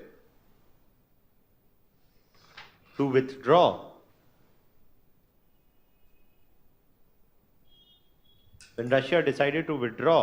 from the continental system, Napoleon threatened to attack. Napoleon threatened to attack Russia, and this eventually resulted in the outbreak of the Fourth European coalition.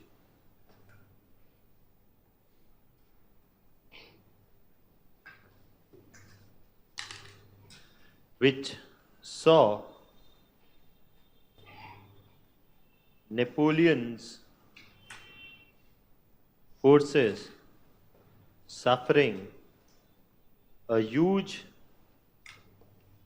setback.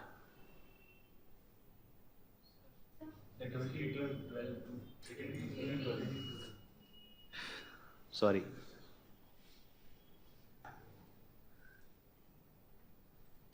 My parents always told me that I'm very careless. So, it's a living proof of that. So, which saw Napoleon's forces suffering a huge setback at the hands of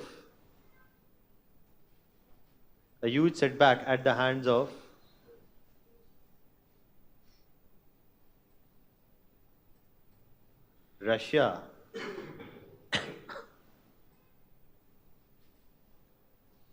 Ultimately resulting in French defeat.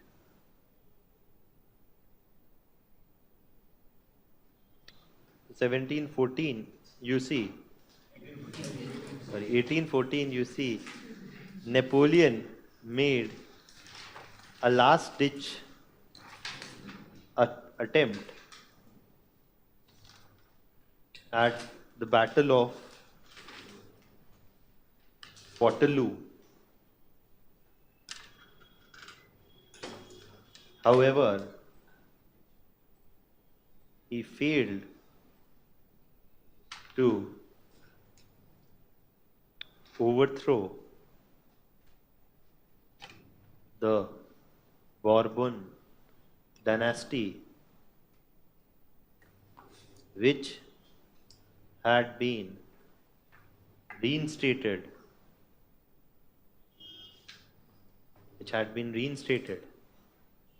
in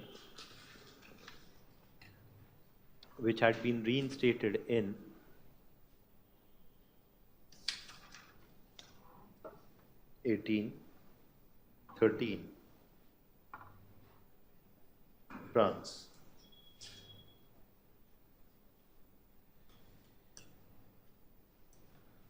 Napoleon was exiled to Saint Helena, where he died in 1820. So, basically, you see these 4 European coalitions. Now, the first question, and you can write down the questions first. Written? So, the continental system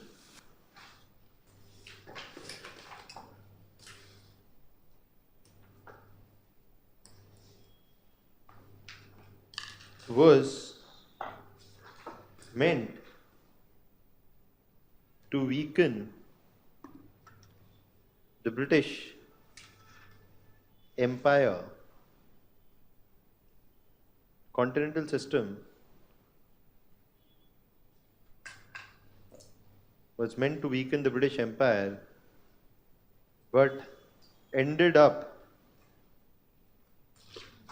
hurting Napoleon's interests eventually. Discuss. They can, twist this in many number of ways and ask you that, even when they asked you about the factors responsible for the decline of Napoleon, there also you mentioned the continental system. They can ask you a question also that the Napoleon's introduction of continental system was aimed at the British, but it ended up weakening the French Empire itself, or Napoleon himself. Discuss.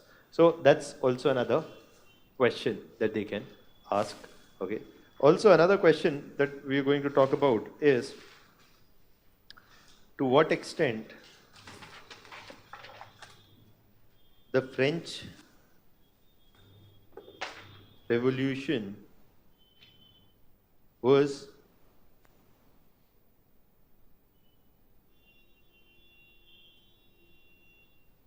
an ideal revolution. Or to what extent the French Revolution was an ideal revolution, or they can also again twist this and ask to what extent, or critically analyze the strengths and weaknesses of the French Revolution, or to what extent the ideas of the French Revolution were revolutionary. Okay. So that the same thing that we discussed about the American Revolution also, right? We talked about that how American Revolution did not abolish slavery, right? How the American Revolution did not grant radical land reforms, how the American Revolution did not do what? Grant voting rights to women, right? And so there were certain shortcomings of the ideas of the American Revolution. Even though it established equality before the law, even though the American Revolution also talked about the freedom of religion, or the freedom to practice one's own religion according to their own choice, it did have a number of significant shortcomings as well. So both the positives and the negatives you have to keep in mind. We didn't write about the American Revolution, how revolutionary it was, but it is given in the PPT. तो जाके पढ़िए, okay? जाके उसको भी पढ़ना है. सिर्फ ये नहीं, जाके वो भी पढ़ना है. That's what, okay? So again, now similarly, a similar thing can be asked about the French Revolution also, or it can also be twisted another way and asked that the French Revolution was essentially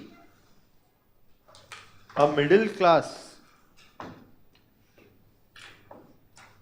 phenomenon. Discuss. I have not explained this, but I'll explain this. Okay. So they can ask you a question like this also, that the French Revolution was essentially a middle class phenomena.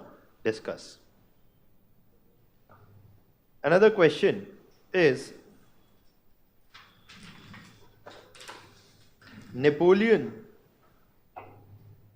was himself a product of the French Revolution, but his policies undermined the ideas of French Revolution. Analyze the statement. Another question is, discuss the significance of Congress of Vienna. What were the objectives, and to what extent were they achieved, and to what extent were they achieved? That's another question. Now,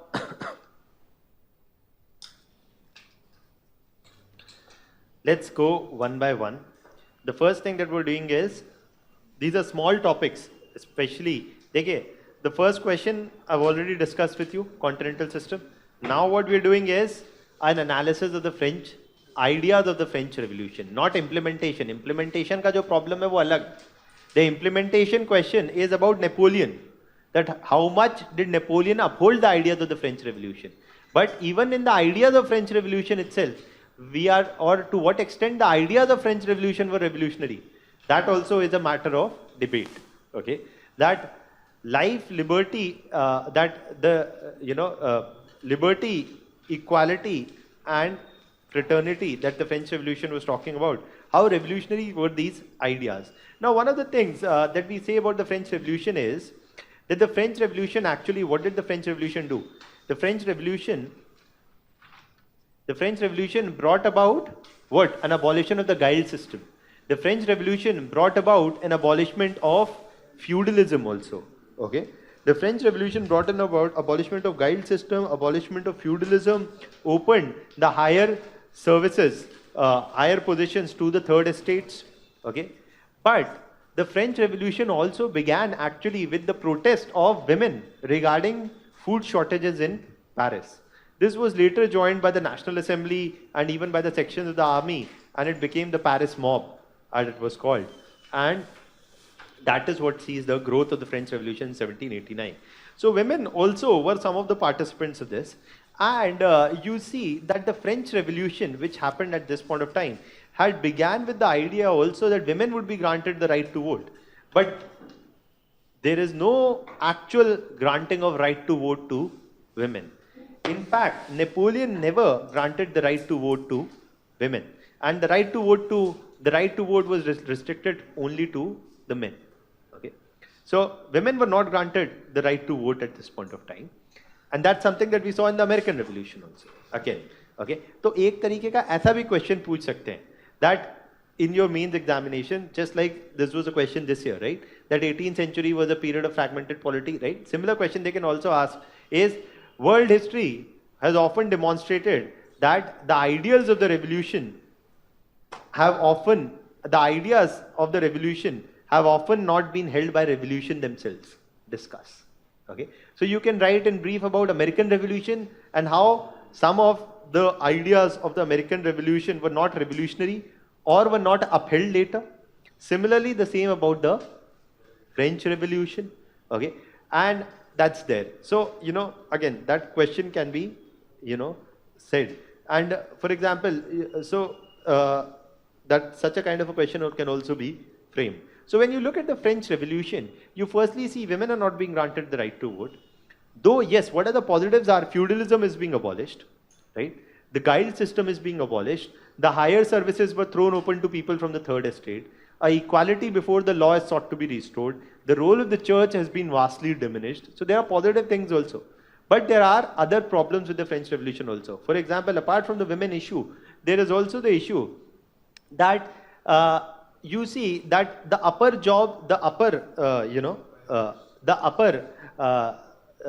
higher services are being thrown open to the third estate. But I told you the third estate was a vastly heterogeneous group, which included the educated middle class, but it also included peasants, etc. The educated middle class was the one who was to gain the most by the opening of the higher jobs. But when it came to, and though feudalism was abolished, radical land reforms were never introduced, which equitably distributed lands amongst the peasants. So the absence of radical land reforms meant that the benefits of the French Revolution were largely cornered off by the middle class. Also, the breakout of the French Revolution is actually happening in the city of Paris and is also being essentially supported predominantly by the middle class in large numbers. That is why we also say that the French Revolution was actually being initiated is by the support and the participation of the middle class, primarily in urban areas in France, especially in and around the city of Paris. And they were also the key gainers of the French Revolution with the access granted to them to the higher jobs. But when it came to the condition of peasantry, there was no drastic improvement after the French Revolution.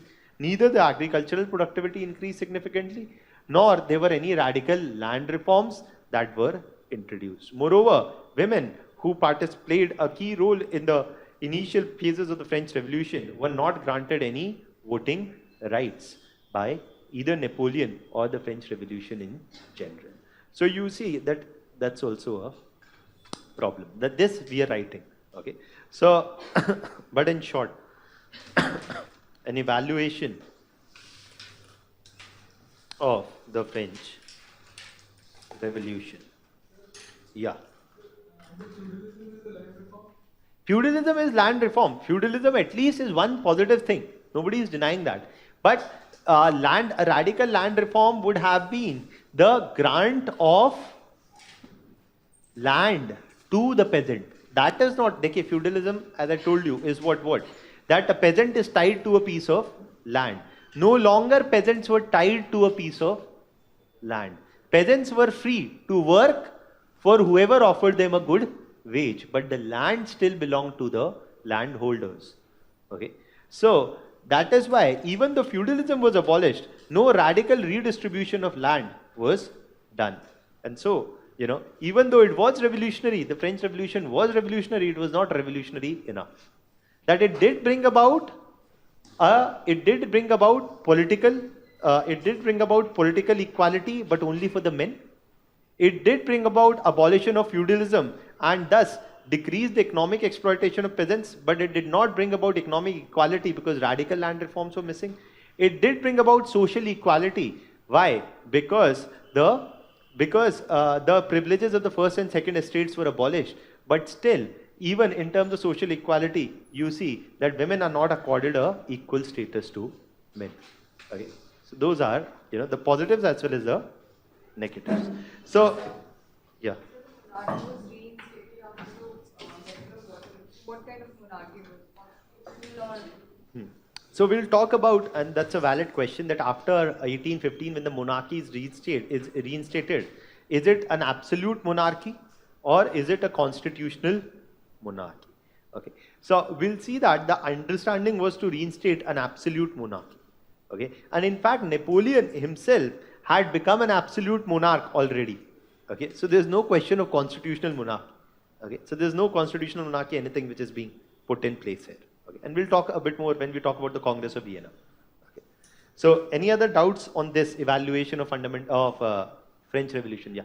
The French Revolution evolved because it was established as to जो काम था वो नहीं हुआ, re-establish हो गई monarchy. अभी story खत्म नहीं हुई है. So, for example, so what he's asking is a valid question, that can we say that the French Revolution failed in general completely? Neither the ideas are being upheld, and though whatever positive things happened, Napoleon is being overthrown and the monarchy is being reinstated. So we'll talk about a bit more because the story does not end there. One of the things that we'll say is that even though Napoleon had himself betrayed many of the ideas of the French Revolution, he himself had become a monarch, and ultimately even he is being thrown and the Bourbon dynasty is being reinstated. The revolution does not stop in 1850. In fact, there were other revolutions also in 1830, in 1848, and then in 1871. Ultimately, in 1871, you see monarchies are overthrown and republic established in France. Why? Because the ideas that had been unleashed by Napoleon were not that would have been completely undone. So we'll talk a bit more about it. Okay, so that's something that we'll talk about. So let's write down about the evaluation of fundamental rights. I used to write that French Revolution, fundamental right, the same. So the evaluation of the French Revolution. When we talk about the evaluation of the French Revolution, it is often argued that the ideas of the French Revolution were not, it is often argued that the ideas of the French Revolution were, though not, were, though, a clear break from the past. However, they did suffer from many shortcomings. So, just write this like the way I'm writing. In the political sphere, you see that in the political sphere, you see that the monarchy was overthrown.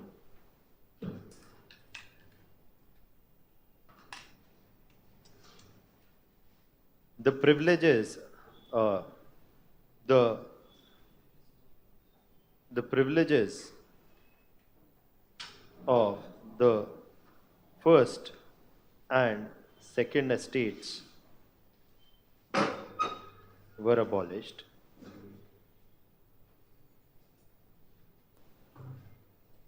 Okay. However, the period from 1789 to 1799 saw considerable political turmoil. The rule of directory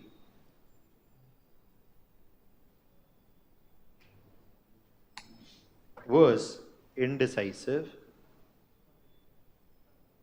The rule of directory was indecisive, and there was no smooth transition to a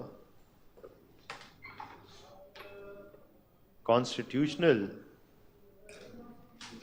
monarchy or a republican. Because initially, you remember, I told you that the attempt was to make Louis XVI a constitutional monarch, but that did not work, right? So there was no smooth transition to a constitutional monarchy or a republican form of government. In the economic sphere,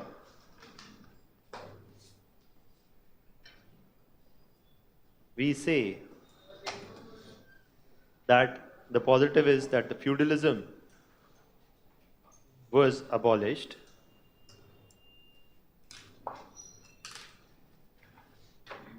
Feudalism was abolished.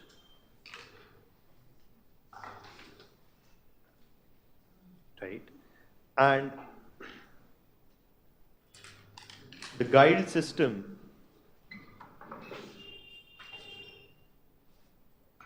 was abolished.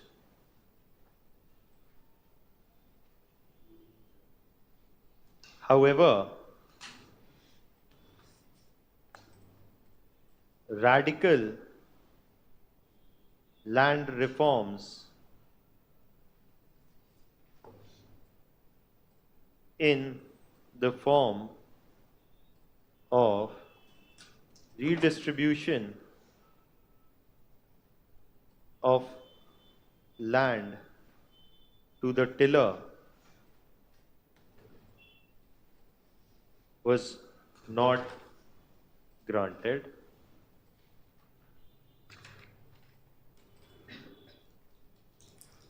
The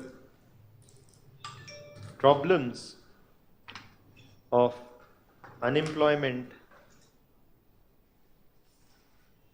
high inflation, etc.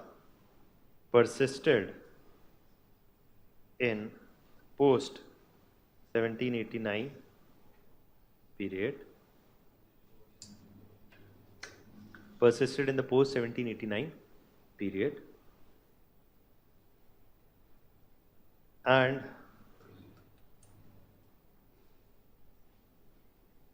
persisted in the 1789 period. Okay, that's there. And the third is the social. So one is the political sphere, the other is the economic sphere, and the third is the social sphere, where you see that the role of the church and its powers were vastly curtailed.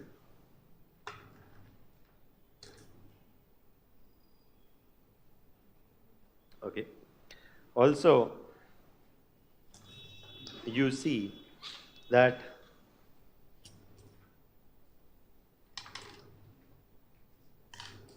men were granted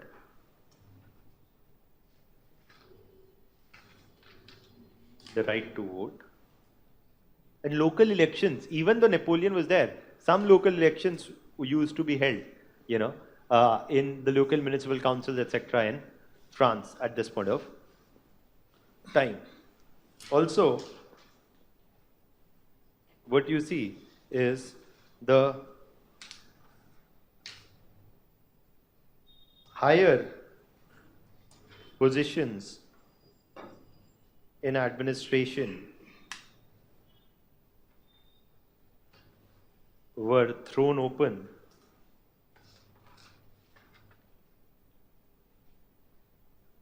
to first and second, were thrown open to the third estates.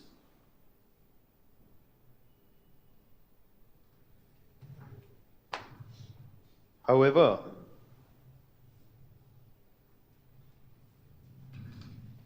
women were still not granted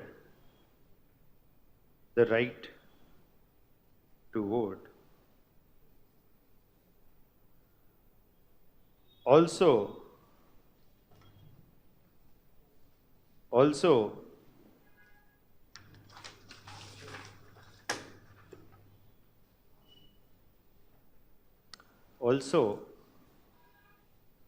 the government jobs were largely captured by the educated middle class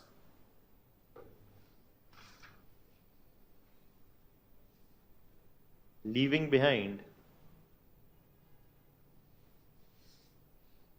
the concerns of peasantry largely unaddressed. Now, the concerns of the peasantry largely unaddressed. Okay. Now, basically, leaving behind the concerns of the peasantry largely unaddressed.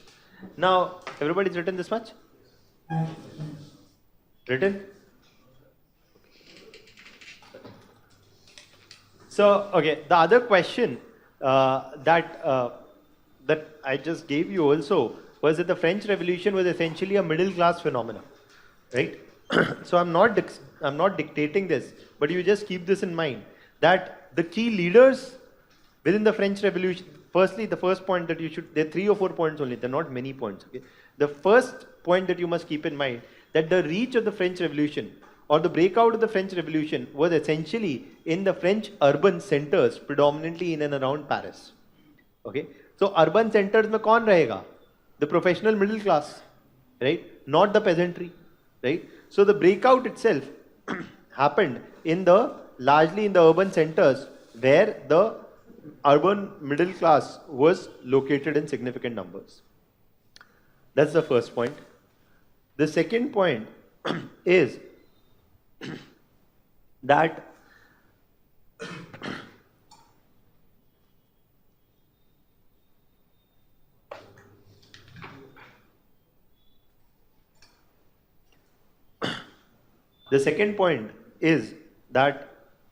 apart from, I hate Delhi at this time of the year. Okay, so now the second point is essentially that apart from the urban middle class, that was the key center, the urban centers which were the key centers of the revolt at this point of time, or the revolution. The second point is that this jobs were cornered, or the benefits of the French Revolution in terms of opening of jobs to the third estates were cornered largely by the educated middle classes. Third point is that the concern of the peasantry who formed the bulk of the rural countryside were left largely unaddressed. For example, the need of a radical redistribution of land. Okay, that's something there.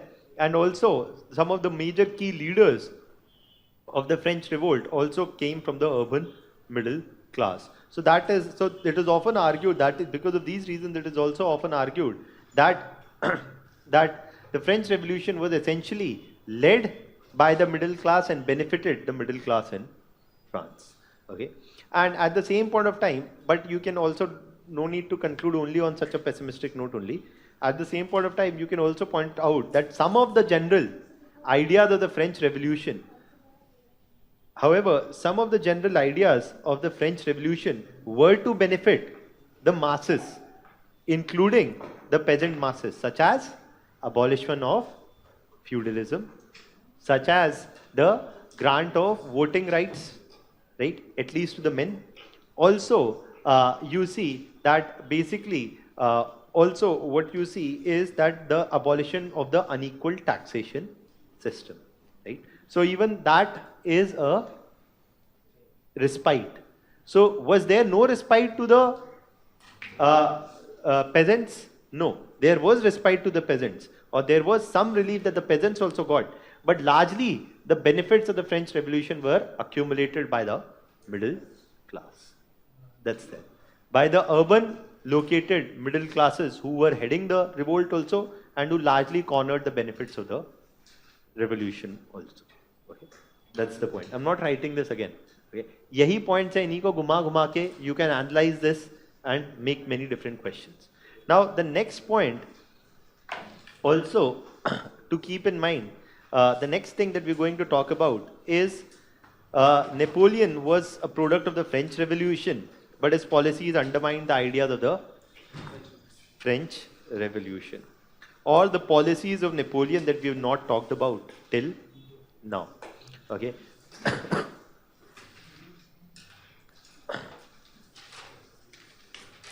देखिए, last topic है ये, which is important. The French Revolution is the first and the last topic which is going to be so painful. The next all topics are small, okay? Small as well as interesting.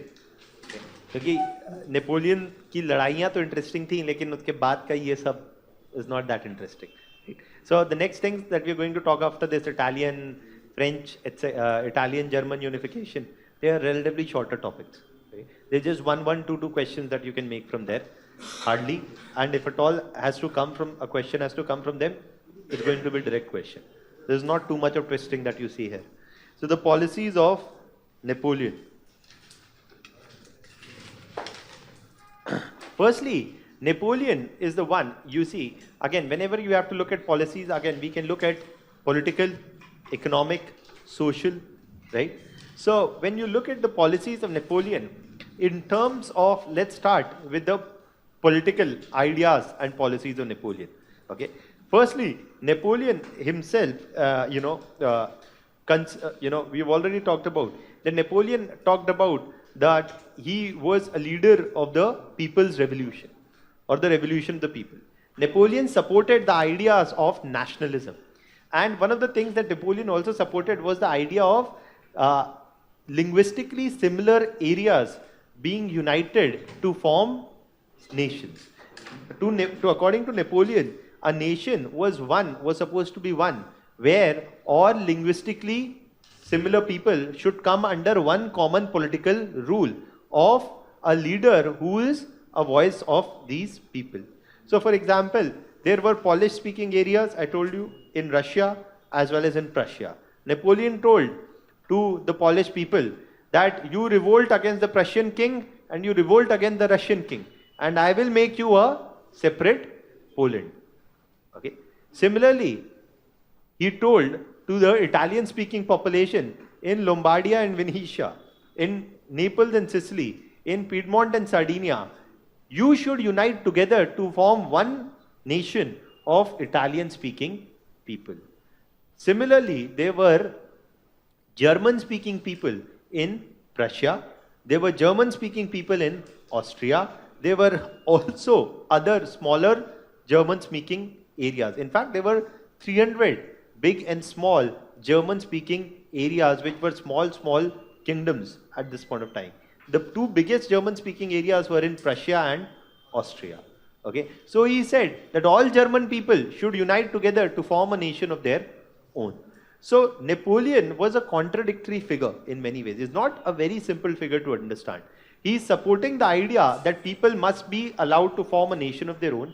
He's saying that linguistic homogeneity must be a basis to form a nation, and people must form a nation of their own and overthrow the monarchy. So Napoleon was a strong proponent of these ideas, and he promised to, and he stated that he would uphold these ideas after the overthrow of the monarchy. That was his political ideas. In favor of nationalism, in favor of overthrow of monarchy, in favor of linguistically uniting or uniting linguistically similar areas into a common nation. Also, that was Napoleon's policy.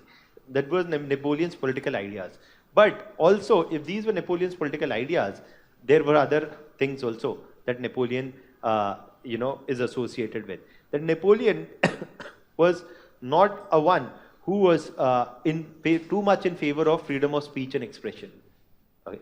So, to Napoleon, discipline and a strong state were more important. And so, in Napoleon's France, in Napoleonic France, basically, there was no right of freedom of association. And not more than 20 people could not assemble, even without arms.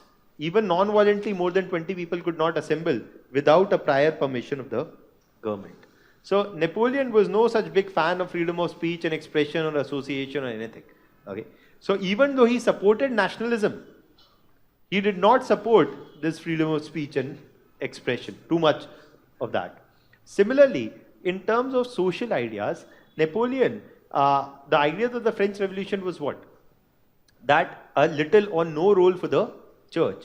But Napoleon brought back the role of the church by establishing what was called as the Concordat with the church, or a peaceful and friendly relations with the church. The Concordat was basically to do one thing, that it said that the church would be allowed a limited role, and the church would be re-allowed a role in public life in France. And in fact, Napoleon said that Napoleon's or the state's money would be used to pay the salaries of the priests. Okay?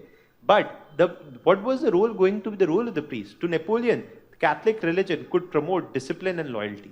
And so the state was to pay the salaries of the priests, but the priests had to promote loyalty towards amongst the people towards the state. So religion to Napoleon reintroduced the role of religion in French society and used it as an instrument to promote loyalty and discipline towards the French state. Similarly, in terms of social era also, you see the role of education. Napoleon was one of the few individuals who actually moved towards universalizing education. And he universalized and he was in favor of universalizing primary education in the 6 to 14 year age group. And that is something that he actually moves towards. At the same point of time, even while universalizing education, Napoleon again sees education is not a way of promoting the spirit of questioning, but promoting the spirit of loyalty to the state. So Napoleon was in favor, again being a military man, Napoleon was in favor of establishing military style schools in France, whose role was to promote loyalty towards the state. So again, even though he promoted education, he was not too much in promoting the spirit of questioning. Okay, so that's there. Now, I mean, you look at classrooms across us today as well. You know, people may say that they promote questioning, but they don't. Okay? And कई तो schools में तो खैर भूल ही जाइए.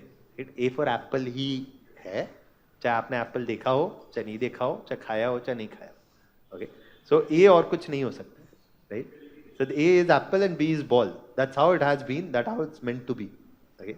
So, pardon? Everywhere it's the same. Yeah. So I mean, it's the same pattern, right? So Napoleon again, why I'm saying this, why I'm telling you these points is because that's what we're supposed to write. That Napoleon on the one hand did bring about some break from the past, but on the other hand, if it was to promote the spirit of freedom and questioning, Napoleon's social policies did not promote that. If it was to restrict the role of religion, Napoleon reintroduced religion. Napoleon, even in the political structure, Napoleon introduced nepotism by instating his own relatives in Spain and Naples and Sicily. So again, Napoleon also promoted nepotism and not a genuine empowerment of people. Okay, and Napoleon also, apart from political and social policies, if you look at economics, again, Napoleon was the one who moved towards the Industrial Revolution in France. Napoleon is also the one who, again, in economic policies, imposed the continental system, which did hurt British interests, but ultimately ended up undermining Napoleon's rule itself. Okay, that's the economic policies. And again, you see Napoleon's army. Napoleon's army, though, was a strong army and played an important role in ensuring the continuation of Napoleon's rule in France and extension in Europe. It also was later affected by his policies of aggression, his overconfidence and poor planning, which ultimately resulted in the decline of his rule. Now, it's not somebody else who, ensured the fall of Napoleon. It was Napoleon himself who ensured his own downfall with his aggressiveness, with his over ambitions of ruling the whole of Europe, and also with his over confidence. There was no strong challenger to Napoleon. If only Napoleon would have been like Bismarck. I'm just to tell you from an interest point of view. Nobody's going to ask you to compare Napoleon and Bismarck.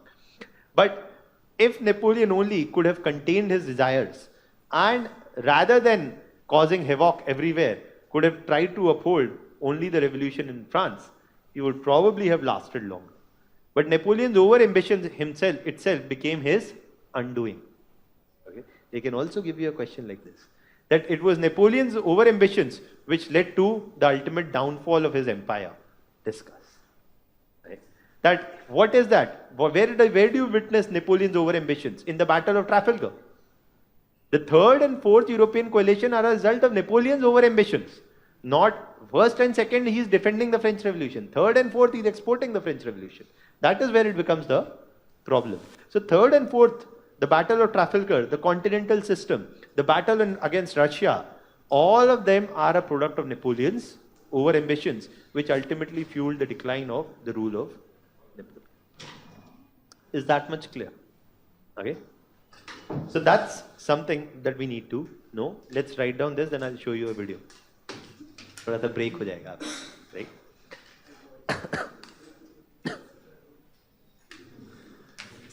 So, the policies of Napoleon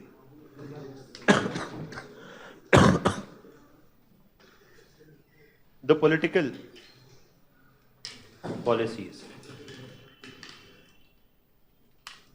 Though Napoleon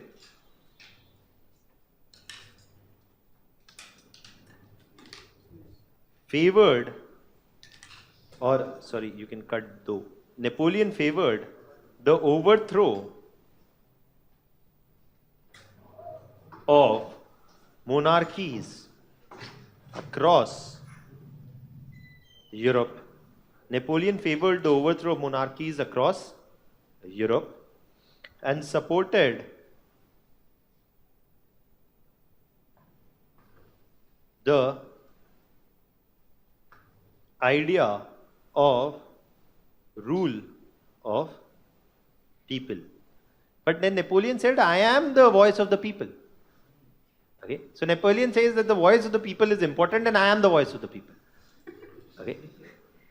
Now, I mean, it's not that difficult to understand what he's doing. He's saying that the rule of the monarchy is bad, which everybody agrees. But then he's saying, and see, I am not a monarch. I was not born in a monarchical family. I was not a part of the first estate or the second estate. I am a commoner like you. And I am your voice. I am the chaiwala.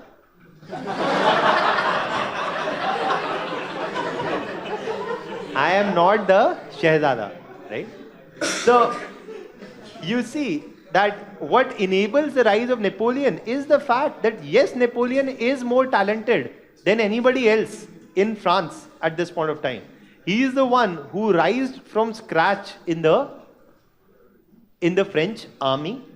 From his rise in the French army, he cemented his position within the French army, and from there he is becoming, a ruler in France when the whole of Europe had never seen ever in its history a ruler apart from a monarch, right?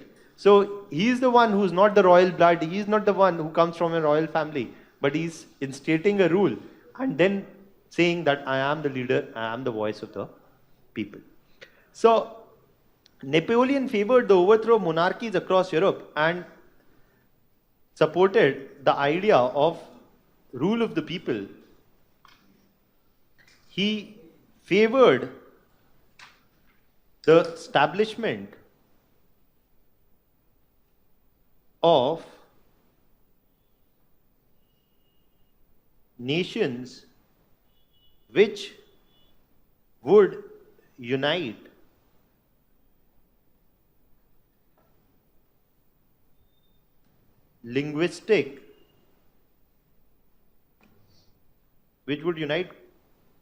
common linguistic groups or territories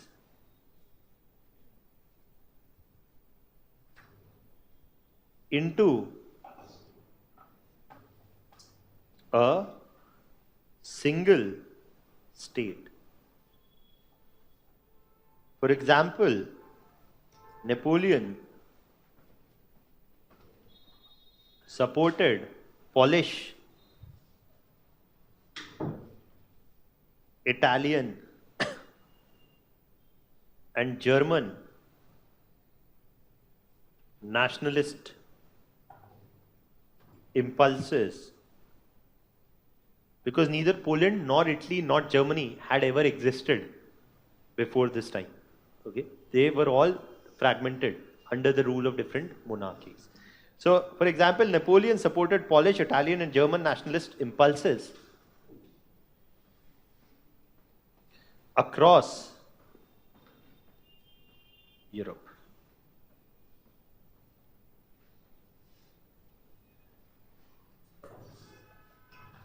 However,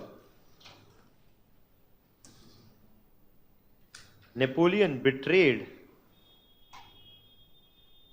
many of these ideals himself by declaring himself as the first consul of France for life in 1802 to 1805. This is the period when he is actually declaring himself. But Napoleon, the argument was that I have been elected by the people because he did a plebiscite. Okay, to be fair to Napoleon, he did a plebiscite and people voted for him. Okay, but then he said that now it has been proved that I am the voice, so I'll be till there. Now that's there. Also, the first council for life, Napoleon favored the rise of nepotism by appointing his relatives to the throne in Spain and Sicily.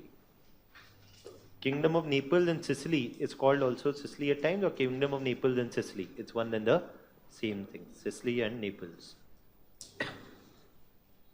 So you see, you have to write positive as well as negative. Okay.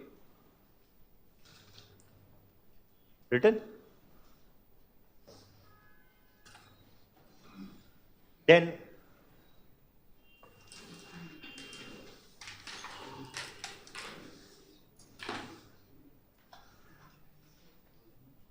brought industrial revolution in France.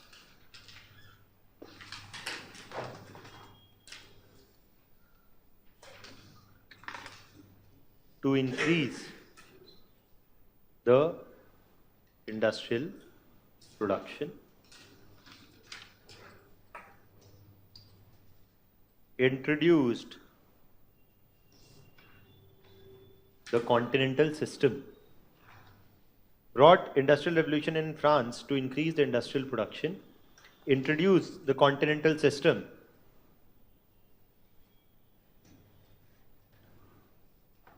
To support French industries and undermine British economic interests.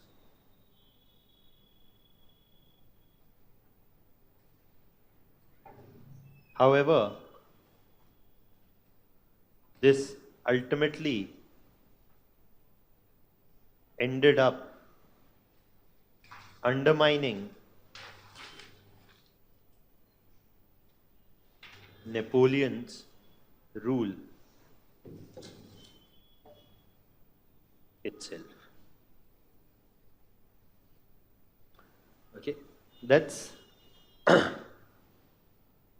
there. Fair enough.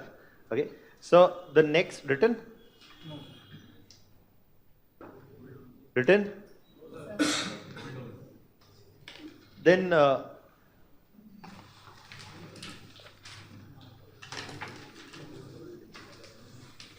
now?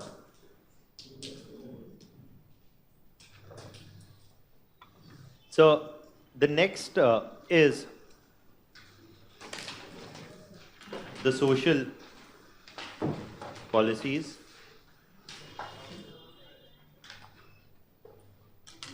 So when you look at the social policies again, though the French Revolution drastically reduced the role of church, Napoleon reintroduced the church within public life in France. Reintroduced the church within public life in France with the Concordat signed between Church and Napoleon in 1801.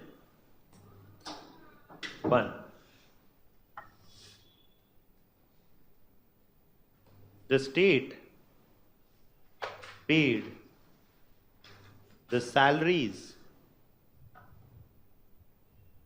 of the priestly class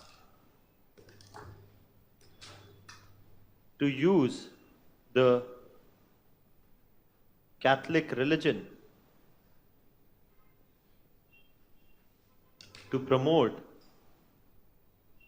loyalty and discipline, to promote loyalty towards the French state. So that's the first point. The second point is universalized primary education.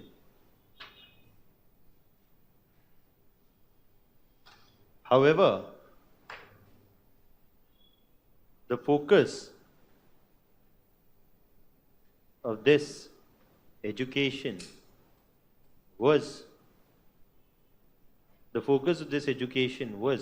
to promote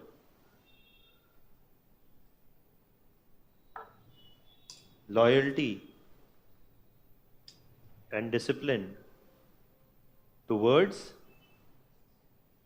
the state and not the spirit of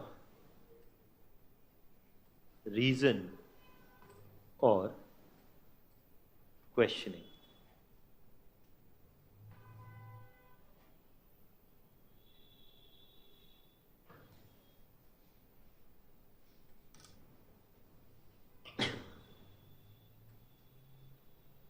Women were not granted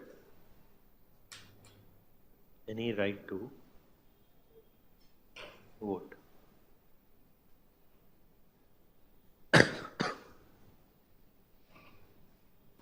So that's also another thing. So what do you see both in political, in economic, in social, and also in the army?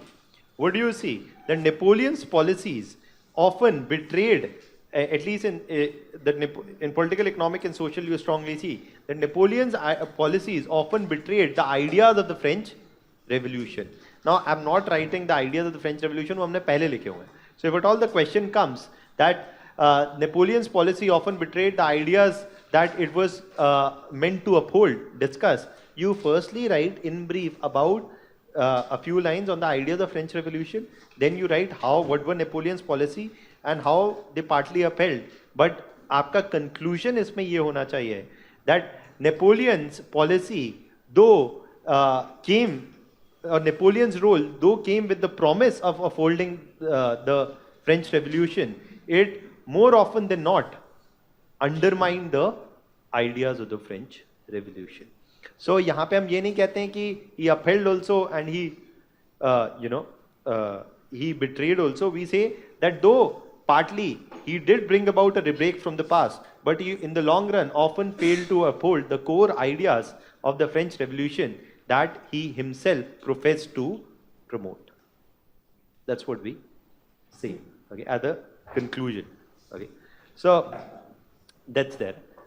Now I've given some more points on all these topics also in your PowerPoint presentation, and so please go ahead and read it. Now,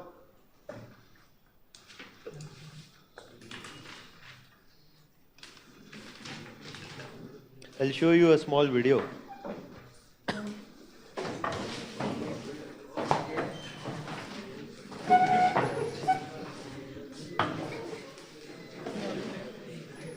We should make bigger washrooms.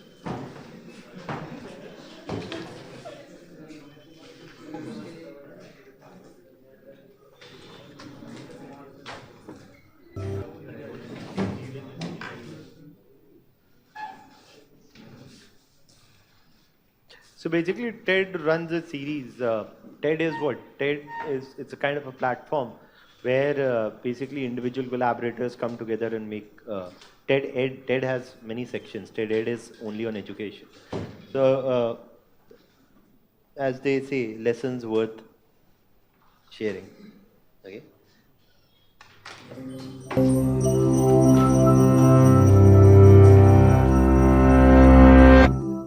After the French Revolution erupted in 1789, Europe was thrown into chaos.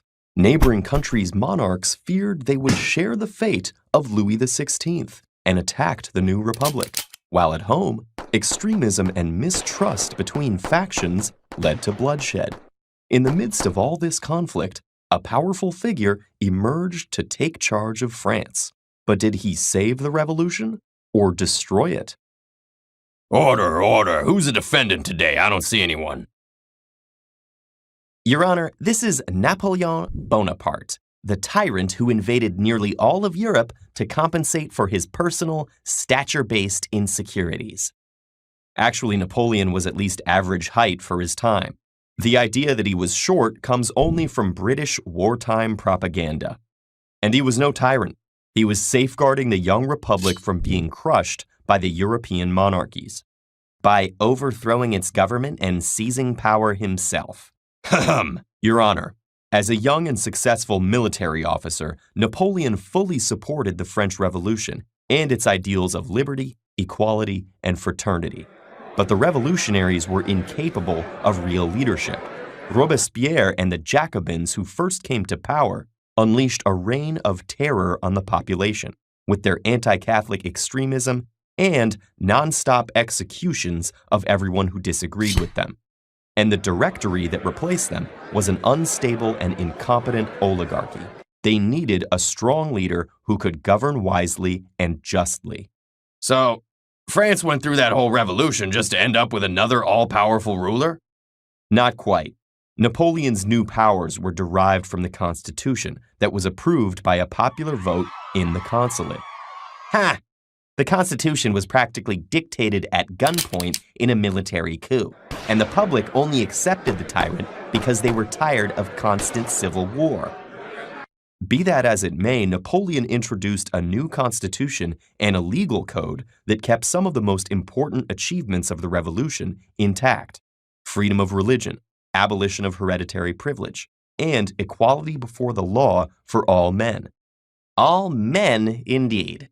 He deprived women of the rights that the revolution had given them and even reinstated slavery in the French colonies. Haiti is still recovering from the consequences centuries later. What kind of equality is that? The only kind that could be stably maintained at the time, and still far ahead of France's neighbors. Speaking of neighbors, what was with all the invasions? Great question, Your Honor. Which invasions are we talking about?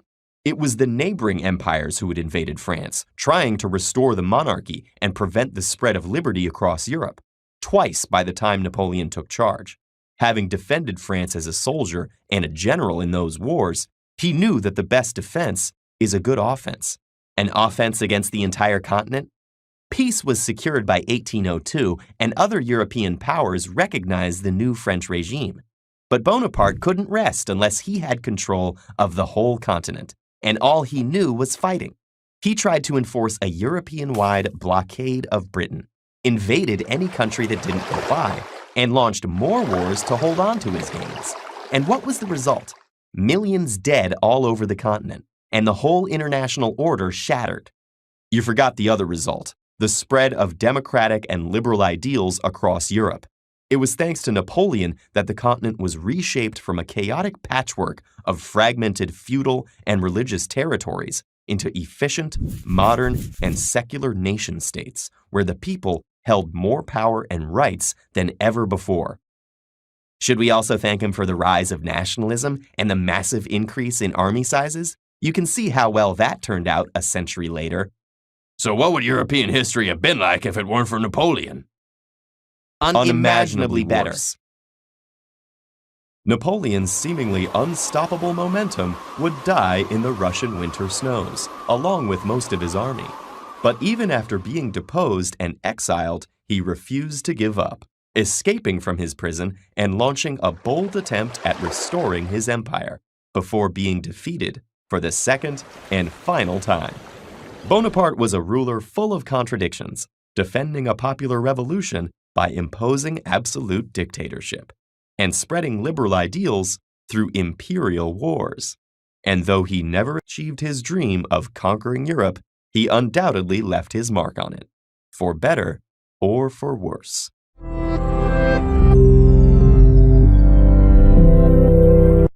So,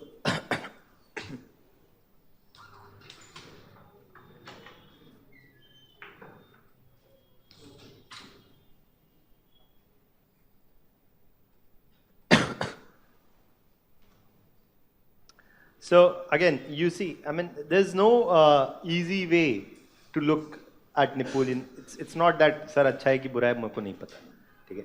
Ultimately, from our examination point of view, we are saying that he does a lot of things, but he also undoes a lot of things, and so his rule is marked by a series of contradictions. And if one has to conclude, one could say that the ideas of the French Revolution would have not found a place in Europe had Napoleon not been there. But at the same point of time, Napoleon also undermined some of the ideas that he was supposed to be professing. That's it. Khatam. Okay. So, any doubts still here? Why do you all look so drained? Do you have a class before this also? No. I mean, how many of you are taking the, do you have some optional class or anything before this? Okay. So, I mean, because what I'm trying to understand is why do you look to all zapped out? Right? You're like, sir, bas. Right? So, should we continue forward?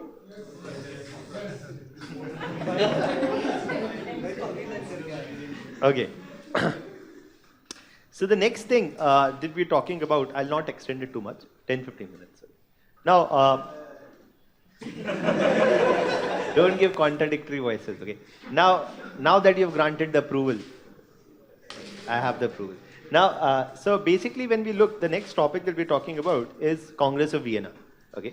Now the Congress of Vienna, again, is an important question from your mains examination point of view. And talking about the Congress of Vienna,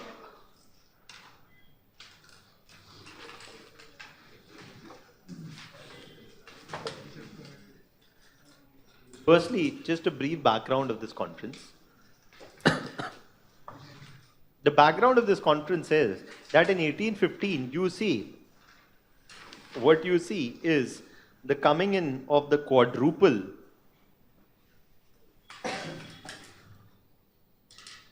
alliance. The coming in of the quadruple alliance. देखिए quadruple alliance क्या है? The quadruple alliance are all the players who came together in the war against France in the fourth coalition. Which are the four major players here? This is Britain, this is France, this is Britain, this is Russia, this is Prussia and Austria. They are the quadruple alliance. So once they've defeated Napoleon, the question is, what is to be done with the whole mess that is left behind after Napoleon? Okay, and so that is what is to be decided. Also, what is to be decided is what is to be done about France. Okay, what is to be done about France? Now, basically, in Britain, in Prussia, in Russia, in Austria, everywhere there is a monarchy. Okay, and what is the main aim of the Congress of Vienna is firstly to bring peace to Europe, which had been dealing with these 20 years of war fighting since the 1790s till 1815. The first thing that the aim is to bring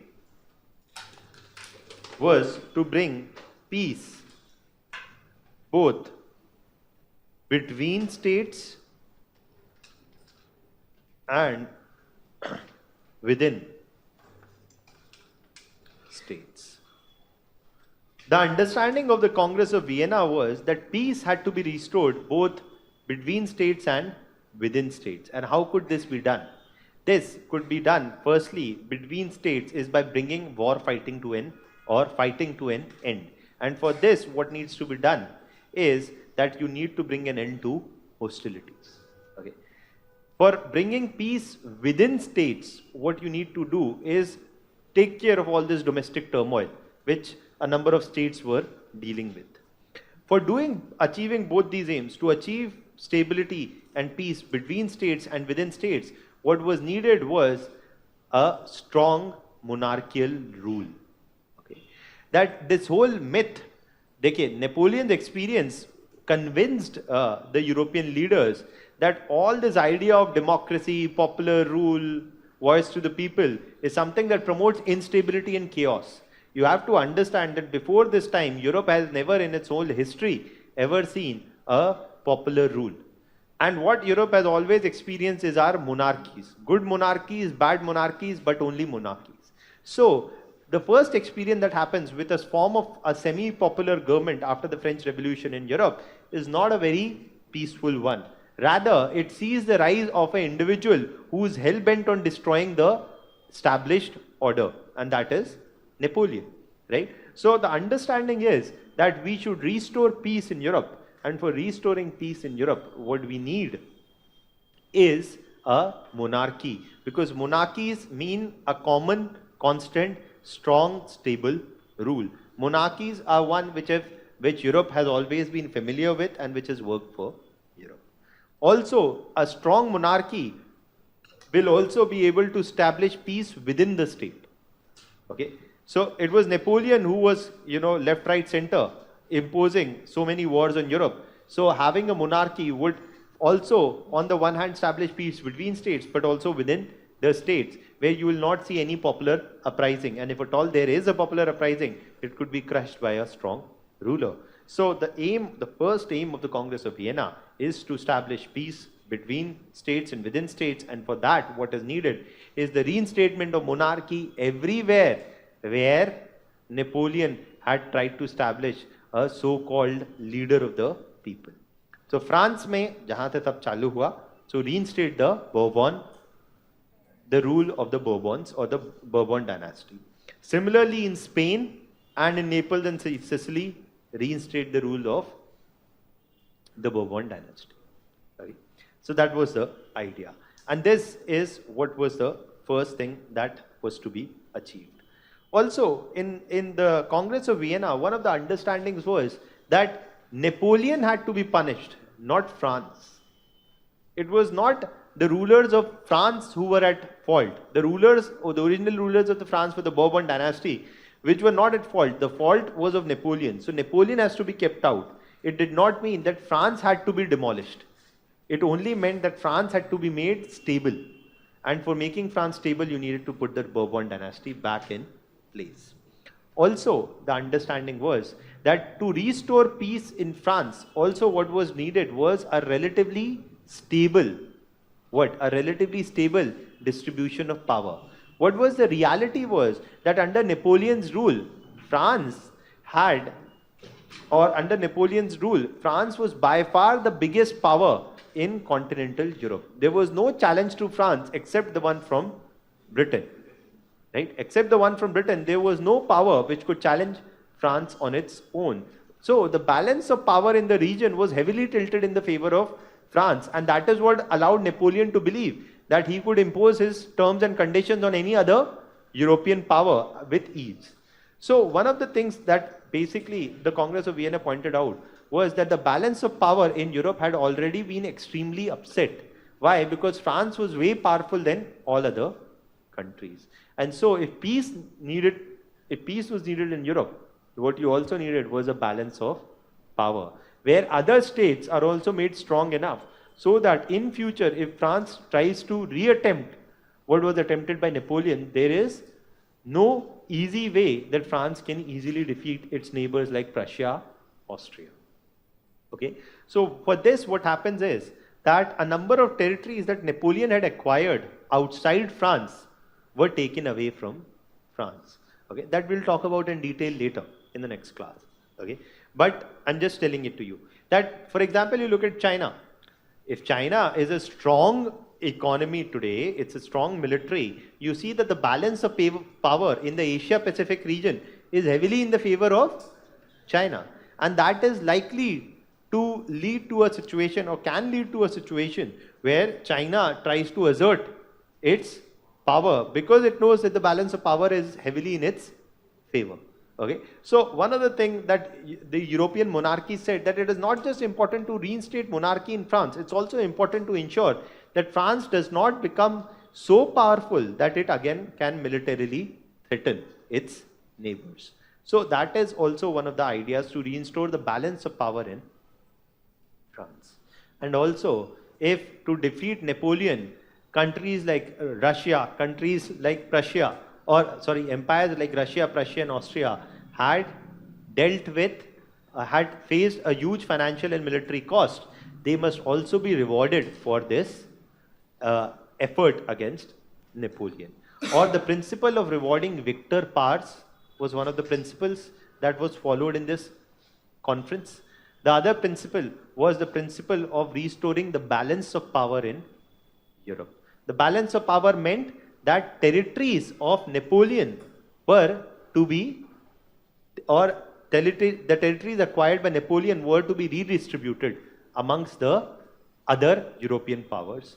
And also, while redistributing these territories, the principle of rewarding the victor powers was also to be kept in mind. So there were there are two principles I told you: the principle of rewarding victor powers, the principle of restoring the balance of power. And the third principle also I have told you, and that is the principle of legitimacy, that not anybody has the right to rule. The right to rule is only the divine right to rule that belongs to the monarchy or the monarchical sections of the society. And that is the principle of legitimacy. That not anybody can become a ruler. Only those who have the legitimate right, and the legitimate right is the divine right. So basically, what you see in Europe at this point of time is, what is the Congress of Vienna trying to do? Restore Europe to a pre-1789 position. Restore Europe to a situation as if Napoleon never came. As if the ideas of the French Revolution never came. It was to turn the clock backwards on Europe to the pre-1789. That is why the Congress of Vienna came into existence. Okay. So we'll write in the next class, don't worry. Okay. And there are more points actually which are to be discussed here. This is just the broad objective and the members of the Congress of Vienna that I've told you. But to what extent, what were the exact steps taken, which territories went to which power, that I've not told you. And also to what extent the Congress of Vienna was successful in achieving its objectives. That's something that we'll talk about. But the three principles is, the overall objective is this. This is the objective, to restore peace. The overall objective is to restore peace and bring about stability in Europe between states as well as within states. And the principles on which are to be followed to achieve this objective are the principle of legitimacy, or the principle of restoring the monarchical rule, the principle of restoring the balance of power, and the principle of rewarding the victorious powers. Okay. So we'll carry forward the discussion from the